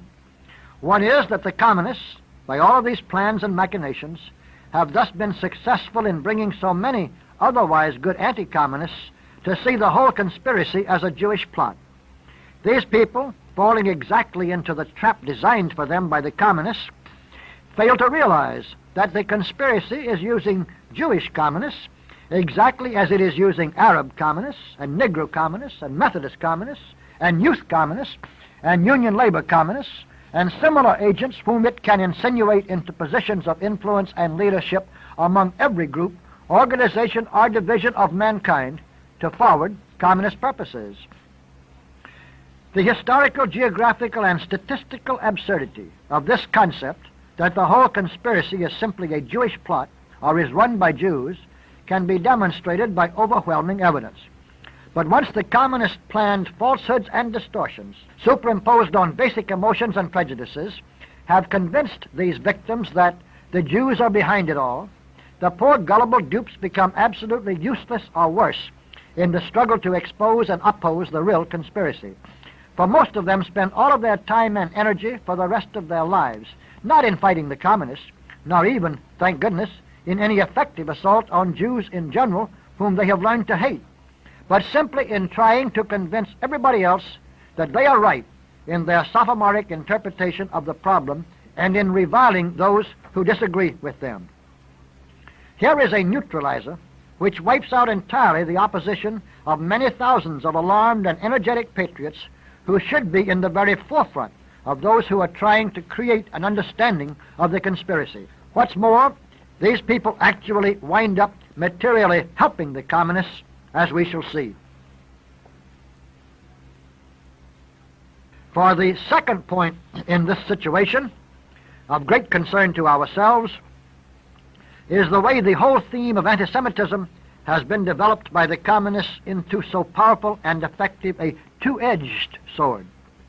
For many years, the communists, using the ADL as a front, tried by extremely intensive and expensive propaganda to have the American people simply take for granted that the John Birch Society was a racist and anti-Semitic organization. And there is no doubt that the attitude thus created was seriously damaging to our recruitment efforts. Today, this pretense has proved to be so visibly absurd, in view of the actual facts becoming increasingly known, that the charge of anti-Semitism does us little harm anymore. But the communists and their ADL friends still keep at it. The other edge of the sword, however, has now become, against us, the more dangerous weapon.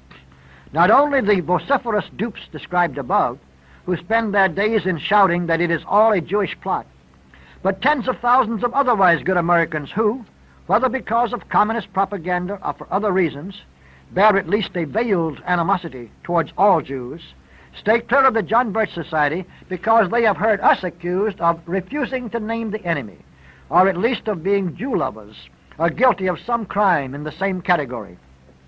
And the far more significant point is that both edges of this weapon have been used similarly with tremendous effectiveness against a great many other anti-communist groups and organizations. In the John Birch Society, it is our purpose to expose and oppose the communist conspiracy with the truth, let the chips fall where they may. In carrying out that purpose, we have not hesitated to criticize the American Jewish Committee or any other Jewish organization for what seemed to us to be pro-communist statements or activities, exactly as we have criticized the Protestant National Council of Churches or the National Catholic Welfare Conference for the same reasons. So far as we know, we are the only sizable organization in America that ever went out openly and aggressively to tell the public the truth about that decidedly un-American and pro-communist outfit called the Anti-Defamation League. And yet, right now, the good conservatives of our country are being bombarded by a constant barrage of dirty little sheets of all sizes and from many sources, viciously attacking the John Birch Society, usually with deliberate falsehoods and distortions, because we do not regard all Jews as our enemies, and especially because we are very glad and very proud to have outstandingly patriotic and honorable Jews among our ablest and most dedicated writers, speakers, coordinators, chapter leaders, and members in general. The blind and frequently opportunistic bigots carrying on this raucous smear of the society do not even want to keep their facts straight, even about the communist conspiracy. They only seek instead to give vent to the hatred that has poisoned their souls and to capitalize on that emotion, among others, if they can. We belabor this whole theme because it is so important. Our interest is not in defending the Jews in general against all kinds of charges of undesirable characteristics. In America it is, or at least should be, permissible for any of you to have your choice of personal prejudices, if you feel that way, against the Jews, or against Swedes, or against white Anglo-Saxon Protestants, or against any other group, so long as this prejudice stops short of any attempt at persecution or unfair treatment. But to carry that prejudice, in the case of the Jews, or any other group, to the point of blaming on them the conspiracy that is seeking to destroy our civilization, and which is certainly seeking to destroy the Jews, is to fall exactly into the trap which has been so skillfully, patiently, and laboriously prepared for you by the communists to neutralize the anti-communists and otherwise to serve communist purposes. Our job, let us repeat, and what the communists most fear, is to have the whole conspiracy accurately exposed and fully understood. Whatever the communists can do to confuse that issue is of tremendous value to them, and we are dealing here with the most important single source of such stultifying confusion. Finally, the communists extol the extreme desirability of hatred as an abstract mood on the part of all communists towards all other human beings who are not communists or active workers in the conspiracy. Karl Marx preached hatred and practiced it towards almost all of his fellow men throughout his whole existence. Lenin, Lunacharsky, and many other communist leaders constantly preached that communists had to learn to hate if they were going to conquer the world.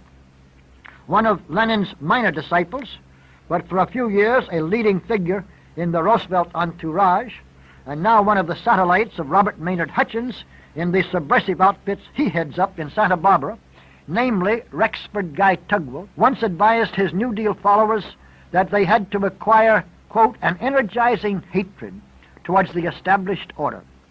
All of this is sound from the communist point of view, for hatred breeds destruction, and destruction is their goal.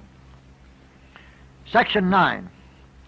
For many years, the always obvious and sometimes admitted objective of the giant left-wing foundations in our country has been simply this: so to change the economic and political structure of the United States that it can be comfortably merged with Soviet Russia in a one-world communist empire.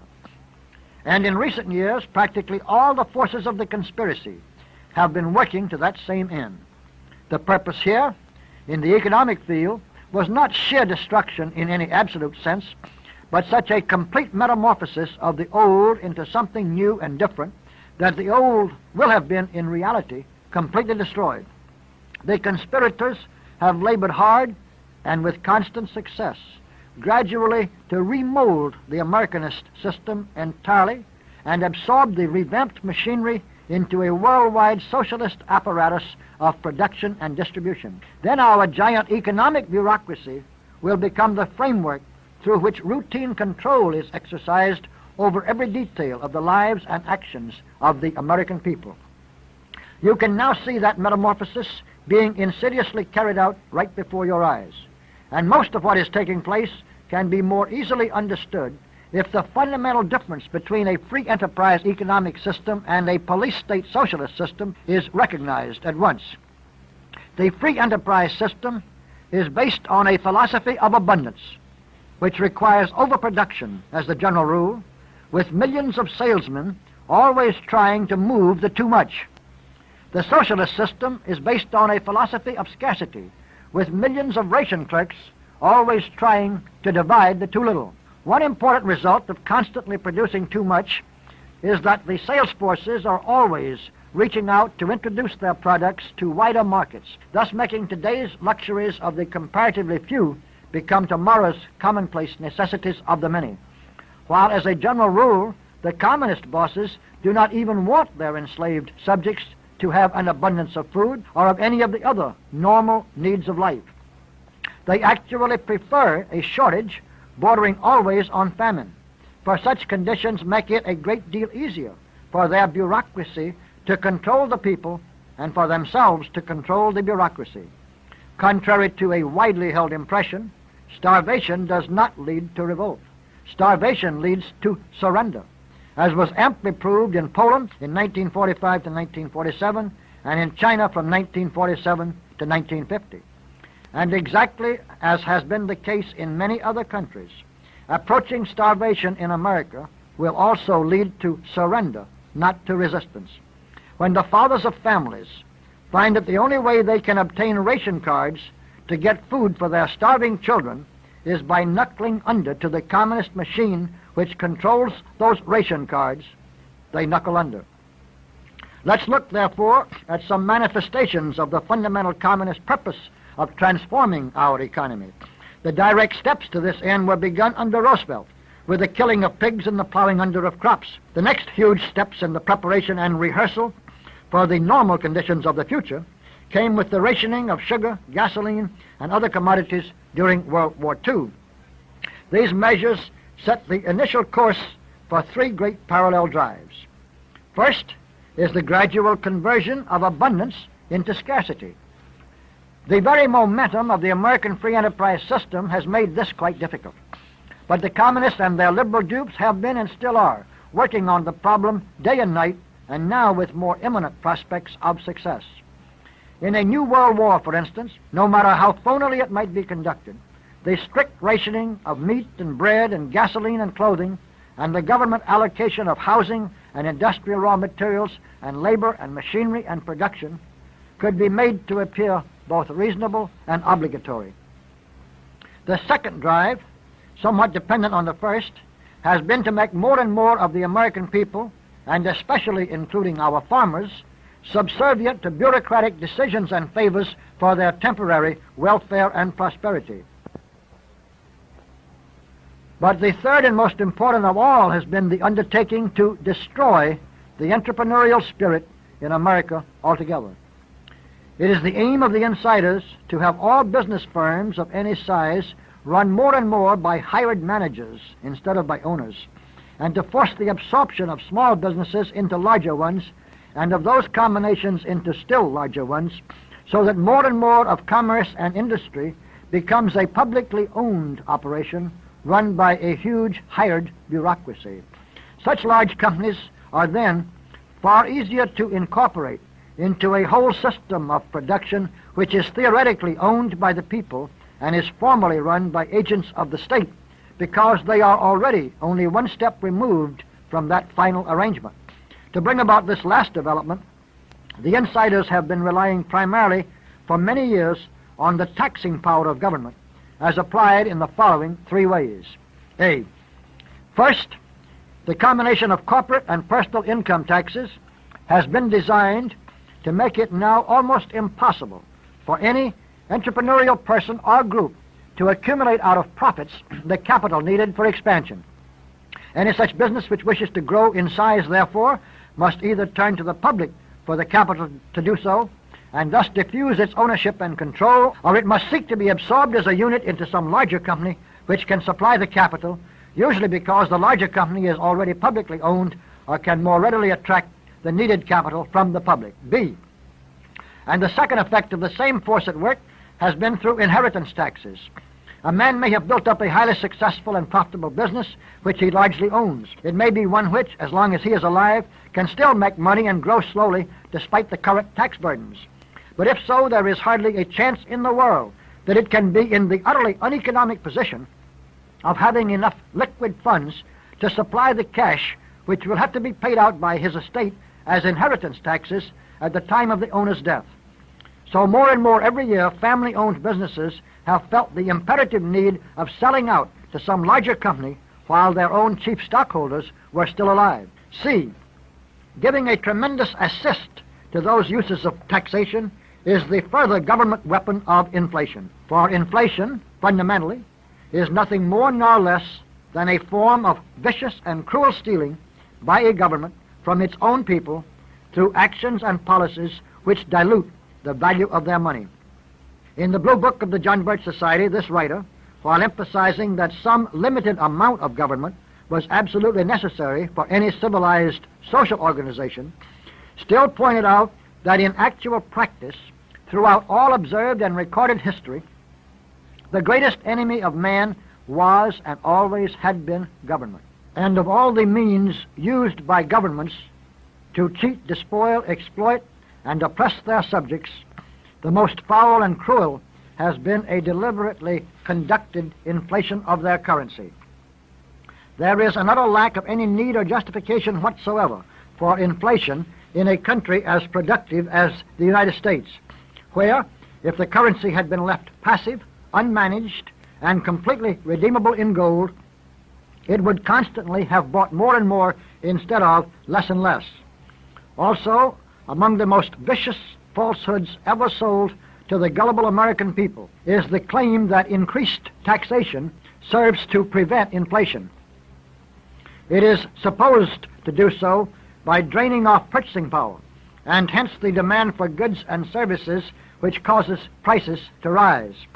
Actually, increasing taxation not only does not slow down inflation, but is, for many reasons, one of the surest ways of speeding it up. A major reason is that money left in the hands of individual owners, even in so profligate an era as this has become, will still be spent with a certain amount of prudence and frugality, while the same money transferred into the hands of government will inevitably be spent with unbelievable speed and wastefulness. The manifold uses, however, to which the criminal weapon of inflation and the ever-increasing squeeze of taxation have been put by the last 6 administrations, including the present one, is too large a subject for any adequate discussion here. The point to be noted, and which certainly should frighten you, is that every one of these uses has added cumulative force to the pressures that are pushing and molding our American economic environment into the form of state socialism, which is the communist goal for their world economic order. With regard to the communist efforts to change our political system, we should have to be much more concise. Let us merely point out, therefore, that the objective is just the same as in the economic field. There have been and are many continuing steps leading toward the ultimate absorption of what is now the United States as merely one or more geographical and administrative provinces into a worldwide communist empire. The activities being carried on to that end include the following campaigns. A, to change our republic into a democracy as a necessary intermediate step on the way to a mobocracy and then dictatorship. B, to corrupt our judiciary system to the point where rule by established law is replaced with rule by the arbitrary decisions of biased men. C, to convert our legislative bodies into fuzzy rubber stamps for giving a semblance of legality to the usurpations of power by the executive branches of government. D, to eliminate all differences between our two major political parties, and thus to convert our national elections into a gigantic stage-managed show. E, to establish an entrenched communist-controlled bureaucracy which assures the continuity of pro-communist policies right through all election periods and afterwards, regardless of the election results. F, to bring about the piecemeal but increasingly drastic surrender of sovereignty over our own national affairs to international organizations. G, to establish and enforce the completely unconstitutional principle that treaty law supersedes domestic law and even our Constitution itself.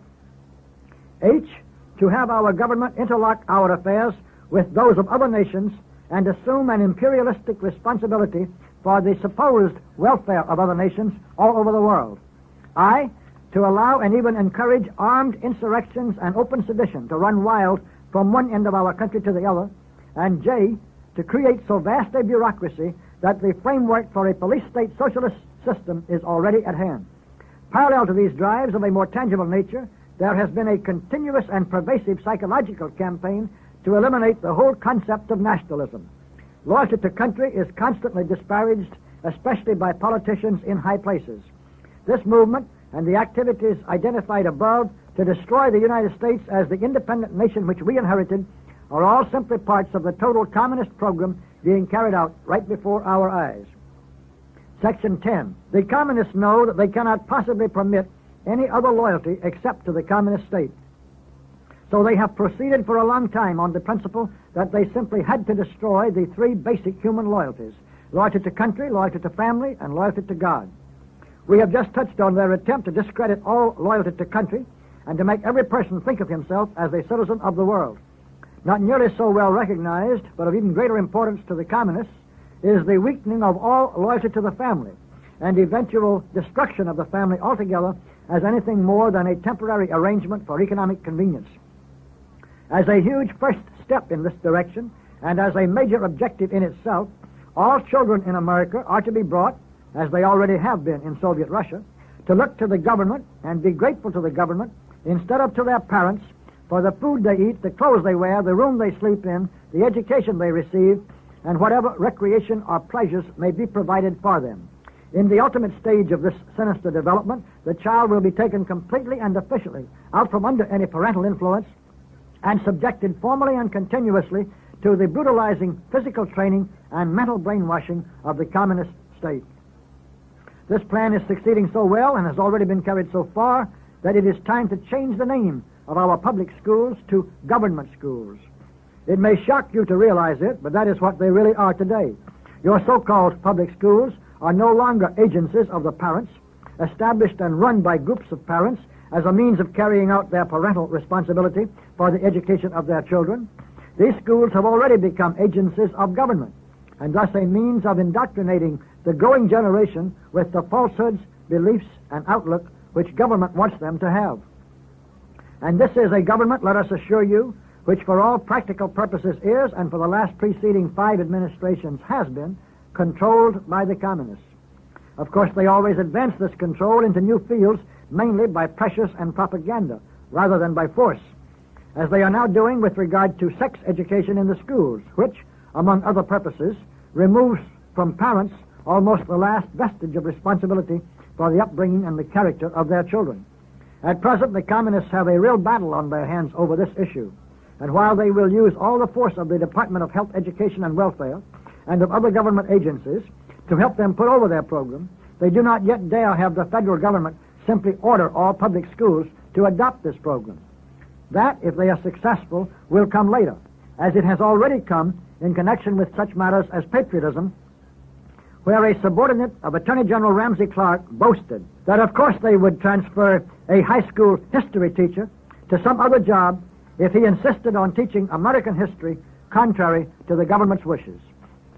Remember, however, that the communists seek to destroy our whole civilization, and the family has been a fundamental structural unit and a tremendously stabilizing influence in this civilization. So their plans and interests go much further than simply seizing control of and gradually warping the minds of our children. They want it to become standard practice for this sociological brick called the family to be made without straw or without any ingredient or reinforcement to give it strength. Then all such bricks will universally and automatically crumble under the pressures which are placed upon society as a whole. There are many drives for these purposes. A. One such campaign is to have our young people raised in complete ignorance of the cost, in the sweat and blood and tears of their ancestors, of either the spiritual or material aspects of the life which they have inherited. Today's children in the United States are growing up to take for granted that providence or fate or some mysterious force with which they are not concerned simply placed on this earth the houses and factories and highways and churches and theaters and recreation fields and the automobiles and wristwatches and television sets and farms and packing plants and dairies, and all the marvelous system of distribution and of service which makes it possible for them to live like kings. They take for granted that the freedoms which they enjoy, of movement, of interests, of occupation, if any, of hobbies, of pleasures, and of choice about almost every aspect of their lives, are something natural, also supplied them by providence or fate, and without any concern for the lives that were sacrificed and the hardships that were suffered to provide this best environment for the human race that the world has ever seen. Our young people actually think they are being noble in their rebelliousness against a system of which they have no understanding. It is perfectly obvious as an axiom and supported empirically by all historical experience that equal people can never be free, for the simple reason that free people will never remain equal. But these youngsters, as somebody has said, have never read the minutes of the last meeting. They not only do not have the slightest grasp of the fact that they are literally the heirs of all the ages, but they have been sold on the idea of destroying their inheritance without ever even recognizing its value, all of which is the result of deliberate, patient, and cunning effort on the part of a vast, destructive, and criminal conspiracy. B.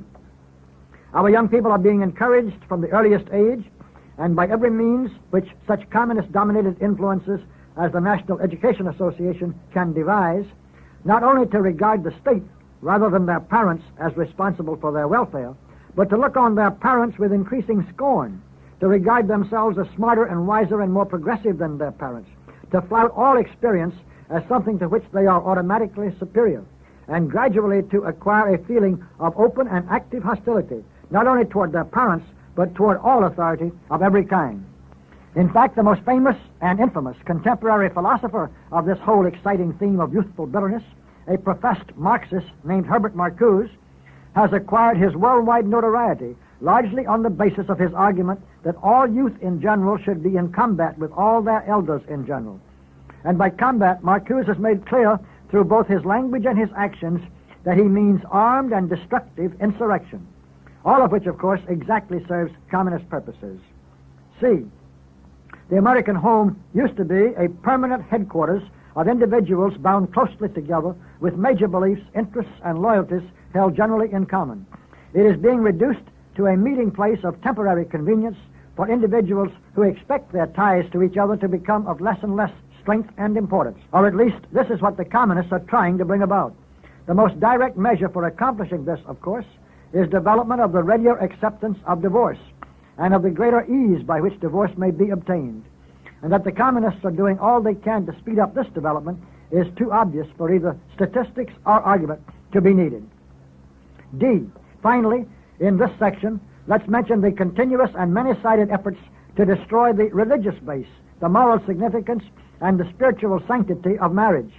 To whatever extent the communists are able to have their own way, especially with this sex education in the schools from kindergarten to high school that they are now trying to put across, practically all young couples will have engaged in sexual intercourse before their wedding, and marriage will become, in this country, as it already is in communist parts of the world, nothing more than a civil contract formalized by a civil service without any religious or moral significance and having no attributes of a different quality from any other contractual agreement.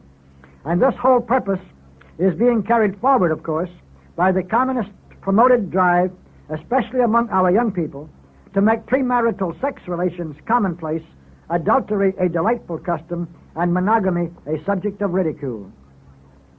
And again, our whole point is that all of these promotions and trends are carefully plotted parts of the total design of the communists for first destroying civilization in America, as elsewhere, and then fastening their despotic rule over the resulting ruins. Section 11. Even more important to the communists on their list of targets for destruction than loyalty to family is loyalty to God. From the very beginning of their conspiracy, they have realized, unceasingly impressed on all members of the conspiracy, and boldly informed the world that all religion had to be destroyed before their rule over the planet could be established and maintained. At the time of the French Revolution, and for 100 years thereafter, the conspirators engaged in a frontal attack on religion, on both the planes of philosophy and of action. Eventually, however, the communists became smart enough and patient enough to go to work on their greatest enemy, Christianity, by the only method at which they have ever been successful in overcoming any enemy, namely by infiltration and distortion and erosion and destruction from the inside. There is one simple key which explains how the communists have been so successful at infiltrating the clergy. It is that preachers do not become communists, but communists do become preachers. When some young man is converted during his college years into a hardcore communist, without having the wealth of the family background to be taken directly into the circle of insiders, the question arises on or before his graduation as to what he can best do for the cause. By the 1920s, a considerable number of them were being told to go to a theological seminary, come out as ordained ministers, and then proceed to use that position of great influence cautiously but cleverly and effectively for the benefit of the communist advance. So that by about 1950, the communists already had in the Protestant ministry their 3% of the total, which is all they need to control any committee, any group, any organization, or any population. For the communists always know exactly what they're trying to promote, and they are both brilliantly cunning and utterly ruthless in that promotion, while everybody else flounders around in the usual manner of committee and group activities. In the Catholic Church, this process of infiltration was much slower for a number of reasons. One was that a young hardcore communist, on being ordered to go through all the necessary motions and pretenses in order to become a priest, had to forego the possibility of marriage, had to spend anywhere from 7 to 12 years in the Catholic seminaries, and had to make many other more visible sacrifices of normal life for the sake of his hypocritical role. There was a great deal more time and expense involved for the communists, and a much greater risk that any particular agent would lose his enthusiasm and defect from the cause before he ever became a priest. But despite these problems, the procedure was diligently continued, with the result that today more and more so-called priests are beginning to show up on the American scene and become active in communist-instituted turmoil around them, as well as influential in communist-dominated schools and colleges, who are not really priests at all. They are actually communists parading in priests' clothing. Some of the more subtle and clever among them even climb in time into higher levels of the hierarchy. And because of the immense respect and authority accorded by Catholics to their priests, every one of these men, even as a parish pastor, can do a tremendously effective job of helping to tear down the Catholic Church, the American economic and political system, and our whole civilization as well. Through this continuous infiltration of both communist personnel and communist influence into both the Protestant and eventually even the Catholic churches, the communists now feel increasingly able to bring about a transformation of organized Christianity from the inside into a gigantic machine in support of what is called the social gospel and for the promotion of revolutionary principles and purposes in general. In fact, they are now undertaking to merge Christianity and communism into one temporal philosophy. They can thus more easily beguile millions of Christians, or of people who still regard themselves as Christians, into believing the humanitarian pretenses of various communist movements and into supporting many segments of the one biggest lie, which is that communism has any sincere interest whatsoever in the welfare of the people. And they can thus also be moving the pieces into place for the materialization of their ultimate goal, which is to bring not just Christian churches, but all organized religion everywhere and of every kind into one homogeneous monolithic body which will serve simply as a worldwide propaganda agency for maintaining the worldwide rule of a communist regime. Religion itself will have been completely destroyed, but its temporal framework will have been taken over and molded into the service of the atheists who destroyed it. With that much background in mind, therefore, it becomes much easier to understand the origin, the development, and the purposes of such widely varied phenomena as the following. 1. The preaching of Marxism under the brilliantly deceptive name of the social gospel from the pulpits of our churches. 2. The participation by members of the clergy in civil rights marches and insurrectionary disturbances of every kind. 3. The massive lobbying by representatives of the National Council of Churches in support of the troublemaking civil rights legislation of recent years. 4. The bringing together with great good fellowship and ostentatious accord in purpose of American church leaders and so-called church leaders of the communist countries in the World Council of Churches. 5. The immense breakdown of tradition, authority, unity, and purpose within the Catholic Church. 6. The open and growing support by thousands of members of the Protestant clergy of homosexuality and other forms of sexual perversion. 7.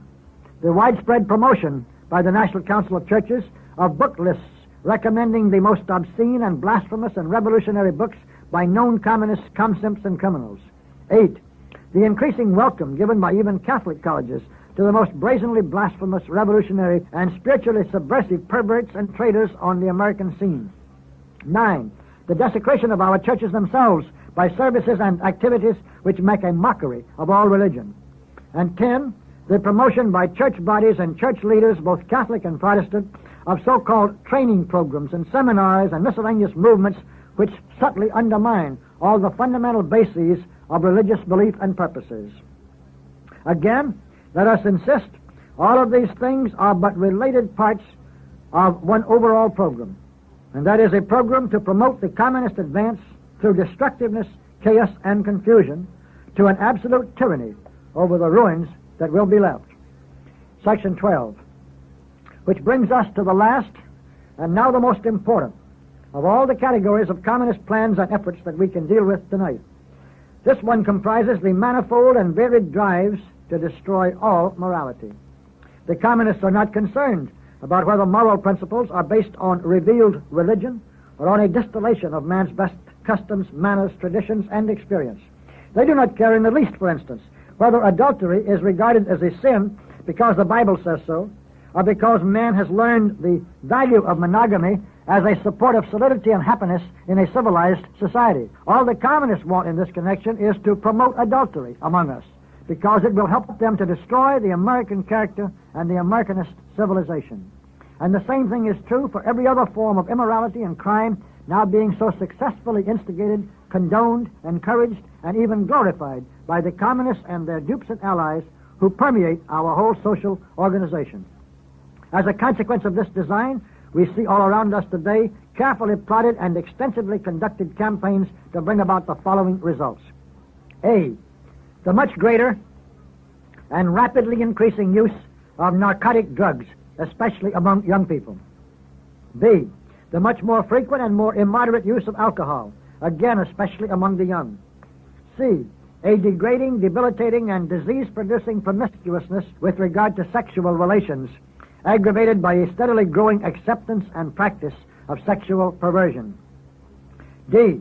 An incredible ubiquitousness of filth and pornography on our newsstands, on the stage, in our movies, over the air, and now to a considerable extent already in our schools, our churches, and our social gatherings of every variety. E. The rapidly increasing amount of crime of every nature, from petty theft and crooked vote counting to rape and murder. F. The huge amount of deliberate vandalism and arson, not even for the material benefit of those committing such crimes, but purely for the sake of the destructiveness itself. G. The generally condoned and even widely glorified rebellion against all authority, carried to flagrantly criminal excesses. H. The widespread exhibitionism with regard to dirty clothes, dirty bodies, dirty language, and obviously dirty minds, as supposedly representing some form of protest against the existing order. I. The constant encouragement and actual reward by welfare agencies of the production of illegitimate children. J. The propagation and acceptance of outright treason, even in the highest circles of government, and even when it costs the lives of American boys fighting in the uniform of their country, as merely a form of disagreement rather than a crime. K. The ready acceptance of deliberate lies by government, press, pulpit, and college as simply a normal part of present-day communication. L. And the attempted gradual conversion of our whole educational system from kindergarten to college into a vast propaganda machine on behalf of every hypocrisy, foulness, and crime which the communists have been able to promote on our contemporary scene. Our main point once again, and for the last time in such a connection, is that every one of these campaigns to eliminate morality and destroy character is an integral part of the communist program for establishing their tyranny over the people of the United States. That finishes the survey of our 8 categories. It would be helpful to cover many more and to look much more thoroughly at the extensive ramifications of those we have inspected. But all of these further pieces would simply round out the same premise, and this presentation has to be kept to the limits of a synopsis rather than an encyclopedia. So we must move on to our final section, dealing with the problem of preventing the ultimate catastrophe that is bearing down upon us. Section 13.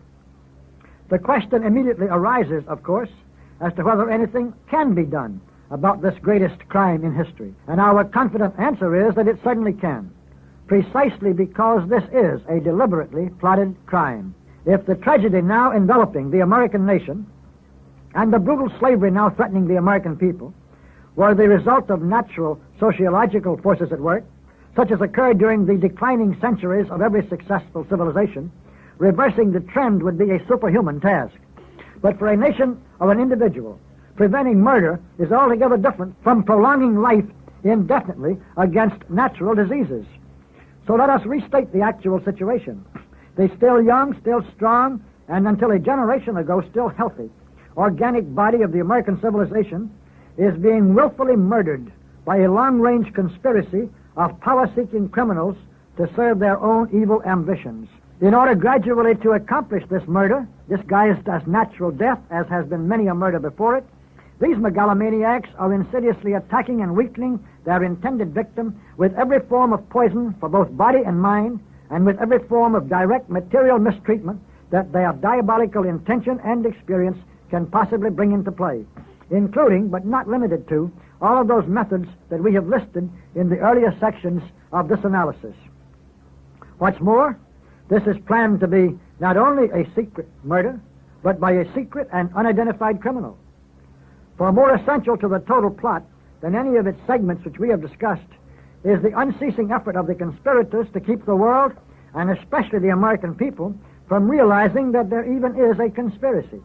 The insiders issue countless statements and go through tireless motions with the phoning support of a subservient press which they now control to maintain the colossal pretense that the communists and the anti-communists are engaged in an ideological struggle.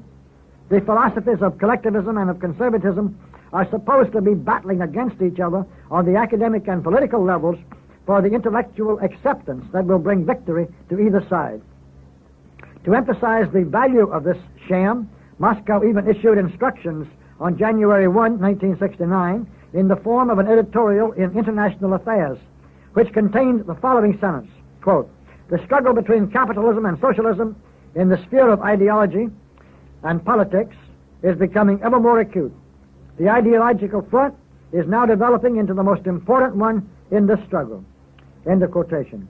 In fact, so vital is this deception to the strategy of the insiders that they welcome and sometimes even subsidize the most vigorous opposition to their collectivist program, provided that opposition is kept on an academic or political plane with no mention of the conspiracy at work underneath. The whole show is an enormous fraud. Of course, the total communist propaganda wins over a few deluded converts who become revolutionary stooges. And of course, the left-wing politicians, some of whom are insiders and some of whom are merely demagogic opportunists, make full use of this propaganda with all of its lies and impossible promises to advance collectivist and welfare measures which lead toward total government. But the real drive is well below all of this superficial debate. Under cover of the ideological confrontation, the conspirators are using every conceivable form of diplomacy, deception, pressure, coercion, bribery, crime, treason, and terror to destroy the present social order and to seize more and more power at every turn. They then claim that these acquisitions of power are the result of ideological conquests. As good a key as can be found to the whole spirit and nature of the conspiracy lies in the slogan with which its earlier members helped to foment all the horror of the French Revolution. That slogan was Liberté, Égalité, Fraternité. It did not actually move many of the mob to action. Even the siege of the Bastille had to be carried out by professional hoodlums, most of them imported into Paris from other countries, while Jean-Paul Marat expressed his disgust at the lack of any revolutionary fervor on the part of the Parisian people. But it did lead millions to believe, then and now, that these revolutionary actions were being taken by idealists in spontaneous support of the slogan's objective. For the conspirators have counted heavily from the day of Weishaupt on the human race being composed mostly of gullible fools. The same cruel and ruthlessly deceptive pretense as to goals and objectives has been used by the evolving and tightening conspiratorial oligarchy ever since. Like more modern and more specific versions of this completely synthetic and phony idealism, such as agrarian reform, civil rights, and the war on poverty, this ringing phrase, liberté, égalité, fraternité, even in its various paraphrases and translations, has brilliantly dramatic qualities for leading fools into the net which tyrants have prepared to entrap them. It is important to realize, therefore, that what the insiders who control this conspiracy really seek and have always sought to achieve in the name of liberty or liberation is complete enslavement of the masses. In the name of equality is the greatest difference in living conditions between the oligarchy at the top and the slaves at the bottom that history has ever seen. And in the name of fraternity or brotherhood, the most extensive and pervasive distrust, dissension, and resentment between all possible groupings of the population that can be contrived as a means of making all of these divided people easier to rule. All aspects of this conspiracy constitute a gigantic lie, as the people of Russia and China and Czechoslovakia and East Germany and Algeria and Cuba and a score of other countries can so pitifully testify. And as the people of our country will also learn unless the lie can be exposed in time. Not by persuasion do the communists achieve their goals, but by deception and crime and cruelty more massive and more ruthless than mankind has ever faced before. And this horror, my friends, is what we face today, bearing down upon us and closing in from every side. But the American giant still has many times the strength needed to arouse itself, shake loose from this whole smothering process, and to recuperate rapidly from the damage already done. It needs only to be made aware that it is being murdered and that it is not suffering from the inevitably fatal ravages of natural disease. We repeat in plain language for probably the 100th time, all it will take to stop this murder, and the only thing that will stop it, is sufficient understanding on the part of the American people as to what is really taking place. Section 14, which brings us at long last to the role of the John Birch Society in these final stages of a great historic struggle. For we believe not only that these evil forces can still be exposed and stopped and routed, but that the Society and its allies will have to be the decisive factor in bringing this about. We do not see any other group on the horizon today with even the slightest possibility of changing the course of history as it has been projected and supposedly predetermined by the conspiracy. But we do not deceive ourselves or anybody else about our own chances either. We are entirely realistic about both the nature and the size of the task, so that in seeking the added strength which would clearly enable us to win, we think it is our best course to review briefly but frankly what we are, what we have accomplished so far, and what we hope to accomplish in the future. A. The John Birch Society is a completely open and voluntary association. There are no initiation fees, no initiation rights, no special passwords for identification or codes for communication within the society, and no secrets of any kind. The only formal requirement for membership is that you sign an application blank and have it approved by some authorized representative of the society. Also, any member may resign at any time without any formality at all, and with only good wishes and goodwill from the officers, the staff, and the other members of the society. The John Birch Society was founded in Indianapolis on December 9, 1958. During the 10 years since then, we have sought to bring into the society only men and women of good character, humane consciences, and religious ideals. For we are striving to set an example by dedication, integrity, and purpose in word and deed, which our children's children may follow without hesitation. Members of the society are of all races, colors, and creeds. We are of all social, economic, and educational levels. We are individualists who disagree among ourselves about many things, but we are firmly united in devotion to those beliefs, principles, and purposes which we do hold in common. For we have voluntarily joined together, 1, to combat more effectively the evil forces which now threaten our freedom, our lives, our country, and our civilization. 2, to prevail upon our fellow citizens to start pulling out of the deepening morass of collectivism and then climb up the mountain to higher levels of individual freedom and responsibility than man has ever achieved before. 3, to restore with brighter luster and deeper conviction the faith-inspired morality, the spiritual sense of values, and the ennobling aspirations on which our Western civilization has been built. The long-range objective of the society has been summarized as less government, more responsibility, and a better world. These permanent purposes brought us immediately into conflict with the communists on two levels. On the ideological plane, the communists seek always and everywhere to bring about more government, less individual responsibility, and the abrogation of all morality. And on the plane of action, until the communists can be stopped from completing their subjugation of the whole world, there will be no opportunity for us to move forward at all towards our permanent goals. We have undertaken, therefore, to play a leading role in slowing down, stopping, and eventually routing the communist conspiracy.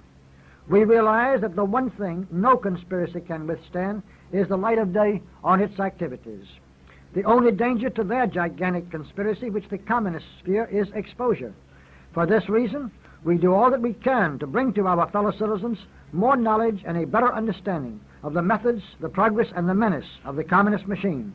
In this undertaking, we have become a new form of opposition to the communists, which they have never faced before in any of the vast areas they have already taken over. So let's look now again very briefly at some of the inadequate but encouraging measures of our success. B. Among these accomplishments of the past 10 years, we might clearly list the following. 1. We have created a new form of opposition to the communists which they have never faced before in any of the vast areas they have already taken over. This is an organized and sizable army of patriotic citizens with a paid and professional field staff determined to stop the communists by adherence to one single-minded course of action, which has been expressed in this sentence: education is our total strategy, and truth is our only weapon. It is our undertaking to sharpen the weapon of truth and sweep it across the land. 2. When the John Birch Society was formed in 1958, there was very little literature readily available for our purpose.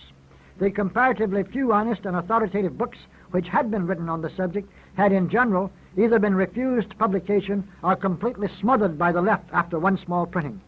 We have rescued some 24 of the best of those books from oblivion through inexpensive reprints, of which millions of copies have been sold. We have ourselves been the original publishers of some 24 new books exposing various aspects and activities of the conspiracy, which have had a correspondingly wide distribution. And we have brought out a veritable flood of pamphlets, now running to more than 200 titles, dealing with almost every phase and stage of the communist program. 3, we have established a monthly magazine, American Opinion, as the most authoritative in the world on what the communists are really doing on all fronts to advance their tyranny. More recently, we've established a weekly magazine, The Review of the News, which is already becoming increasingly important as the one dependable and badly needed source of objective news reporting while the news is still current. 4, because the commercial book channels of America were almost completely closed to anti-communist books, we have been obliged to create our own means and outlets of distribution. These now include over 450 reading rooms that sell books scattered across the country, which sell not only our materials, but those of 100 other publishers. Very important new books on the communist menace are now being brought out by quite a number of these publishers in what adds up to a steady stream. Today there is a vast and growing literature of reliable information on every facet of the conspiracy, and we can certainly claim credit for a major role in bringing about this encouraging development. We have established a Speakers Bureau, which, measured by the number of engagements filled, is probably the largest in the world. There are about 100 speakers on our active roster. But what is more important for total effectiveness, about a score of these speakers, ably qualified to describe the danger and horror of communism from sound knowledge or first-hand experience, are constantly making regular tours with 25 to 75 engagements before paying public audiences on that many consecutive nights. And in their free daily appearances on these same tours, before high school assemblies, service clubs, other organized groups, and over local radio and television stations, they multiply the total audience which they reach manyfold, with a cumulative educational impact that is tremendous and far-reaching. 6, we have set up thousands of ad hoc committees, consisting about 90% of patriotic citizens who are not even Birchers, each of which committees is engaged in multiple efforts to inform and alarm the public in its region or community about some particular part of the communist program. Chief among these groups, scattered all over the United States, are our support your local police committees, our TAC committees, which spread the truth about civil turmoil, our train committees, which hammer away at the need to restore American independence now, and the motor read committees of our movement to restore decency, which have been springing up with immense enthusiasm during 1969. 7. Our specific educational accomplishments of most importance so far through all of these labors, programs, and facilities include the following. A. We have awakened millions of Americans to the size, nature, and purpose of the communist efforts to undermine the morale, the authority, and the effectiveness of our local police forces. B. We have brought hundreds of thousands of our fellow citizens to realize what the Supreme Court was doing to destroy our Constitution, to rewrite our laws, and to make the path far easier for communists and other criminals. C. We have not been content simply to oppose the advance of the ideology of collectivism, but have hammered away ever since we started at the existence and the menace of the conspiracy. Today, various polls indicate that 80% of the American people believe the communists are influencing our elections to an alarming extent, and that over 50% believe the communists to be behind the riots on our college campuses.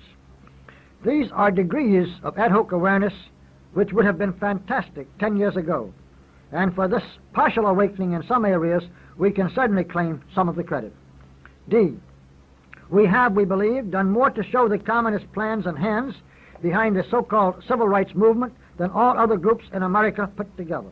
Through books, pamphlets, films, film strips, and speakers, we have worked incessantly on this problem since the Society was founded. The activities of our members have been directly responsible for saving several cities from rioting that was already planned, and for creating a far greater general understanding of this important segment of the communist strategy than would otherwise have been possible. E.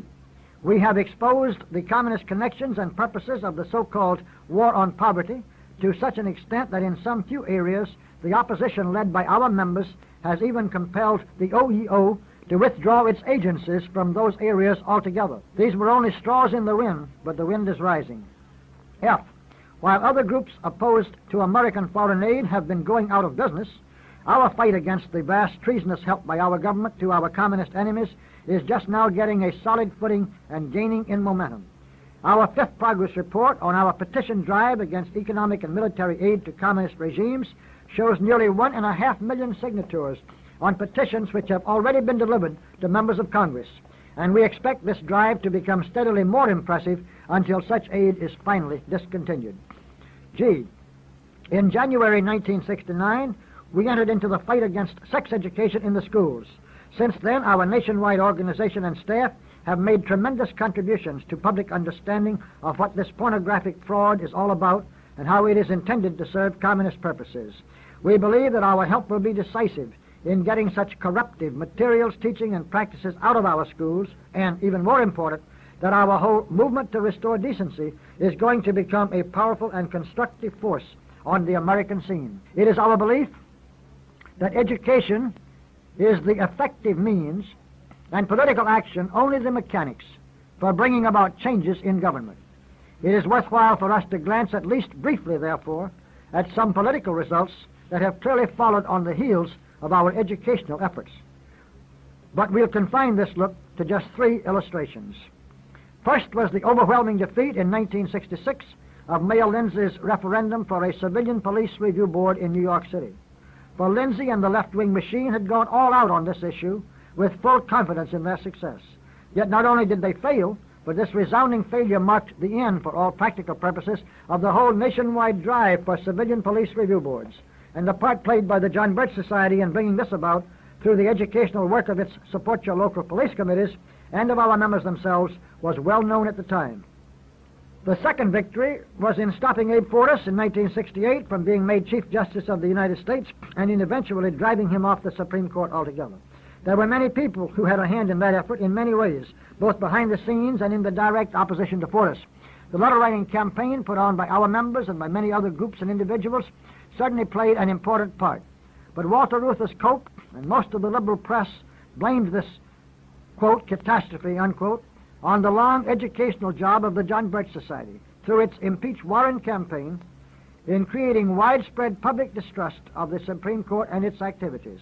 This distrust was amply justified, and a far wider and deeper understanding of what the Supreme Court has been doing to destroy our republic is badly needed. We do take some pride, however, in the progress we have made.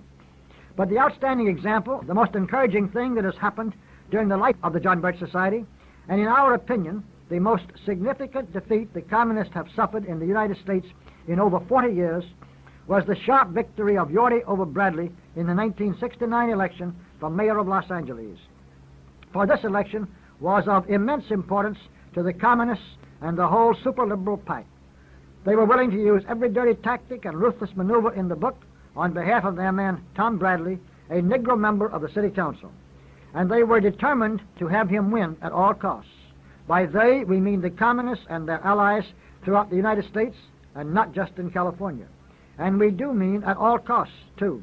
The highly respected local broadcaster, George Putnam, just about the only conservative with any sizable following now left on the air in Los Angeles, stated that Bradley's campaign had cost $7 million, which was poured into Los Angeles from all over the country.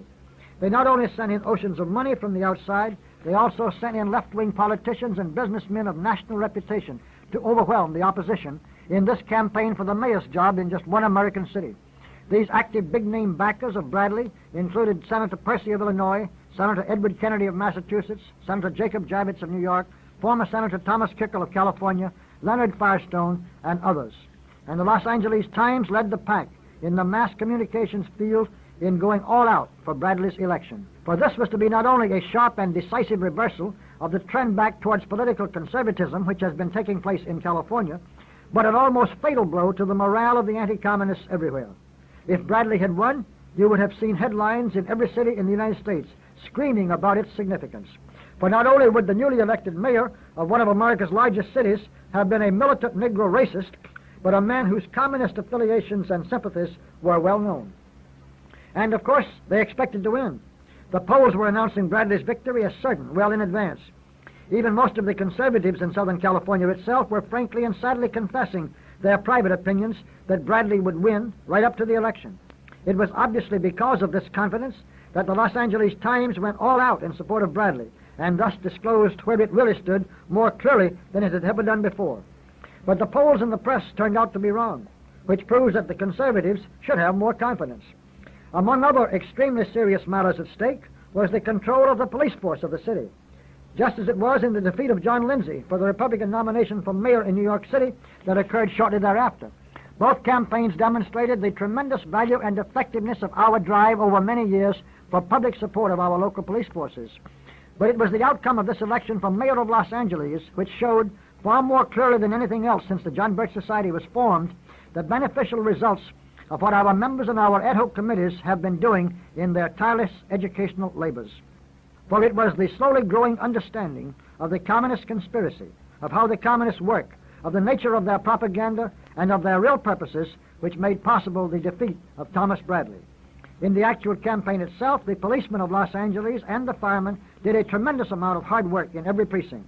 So did individual Birchers, acting, like any other good citizens, entirely on their own. This was of great importance and undoubtedly was the decisive factor in the election. But without the understanding of the picture that had been created by the steady educational work of the Birch members, the Birch chapters, the Birch staff, and the Birch committees over the last few years, there would not have been any such determined drive of resistance to the communist steamroller, and the public would not have been nearly as receptive to what these precinct workers had to say. So let us repeat here, with all the emphasis we can convey, the guiding principle in our total program.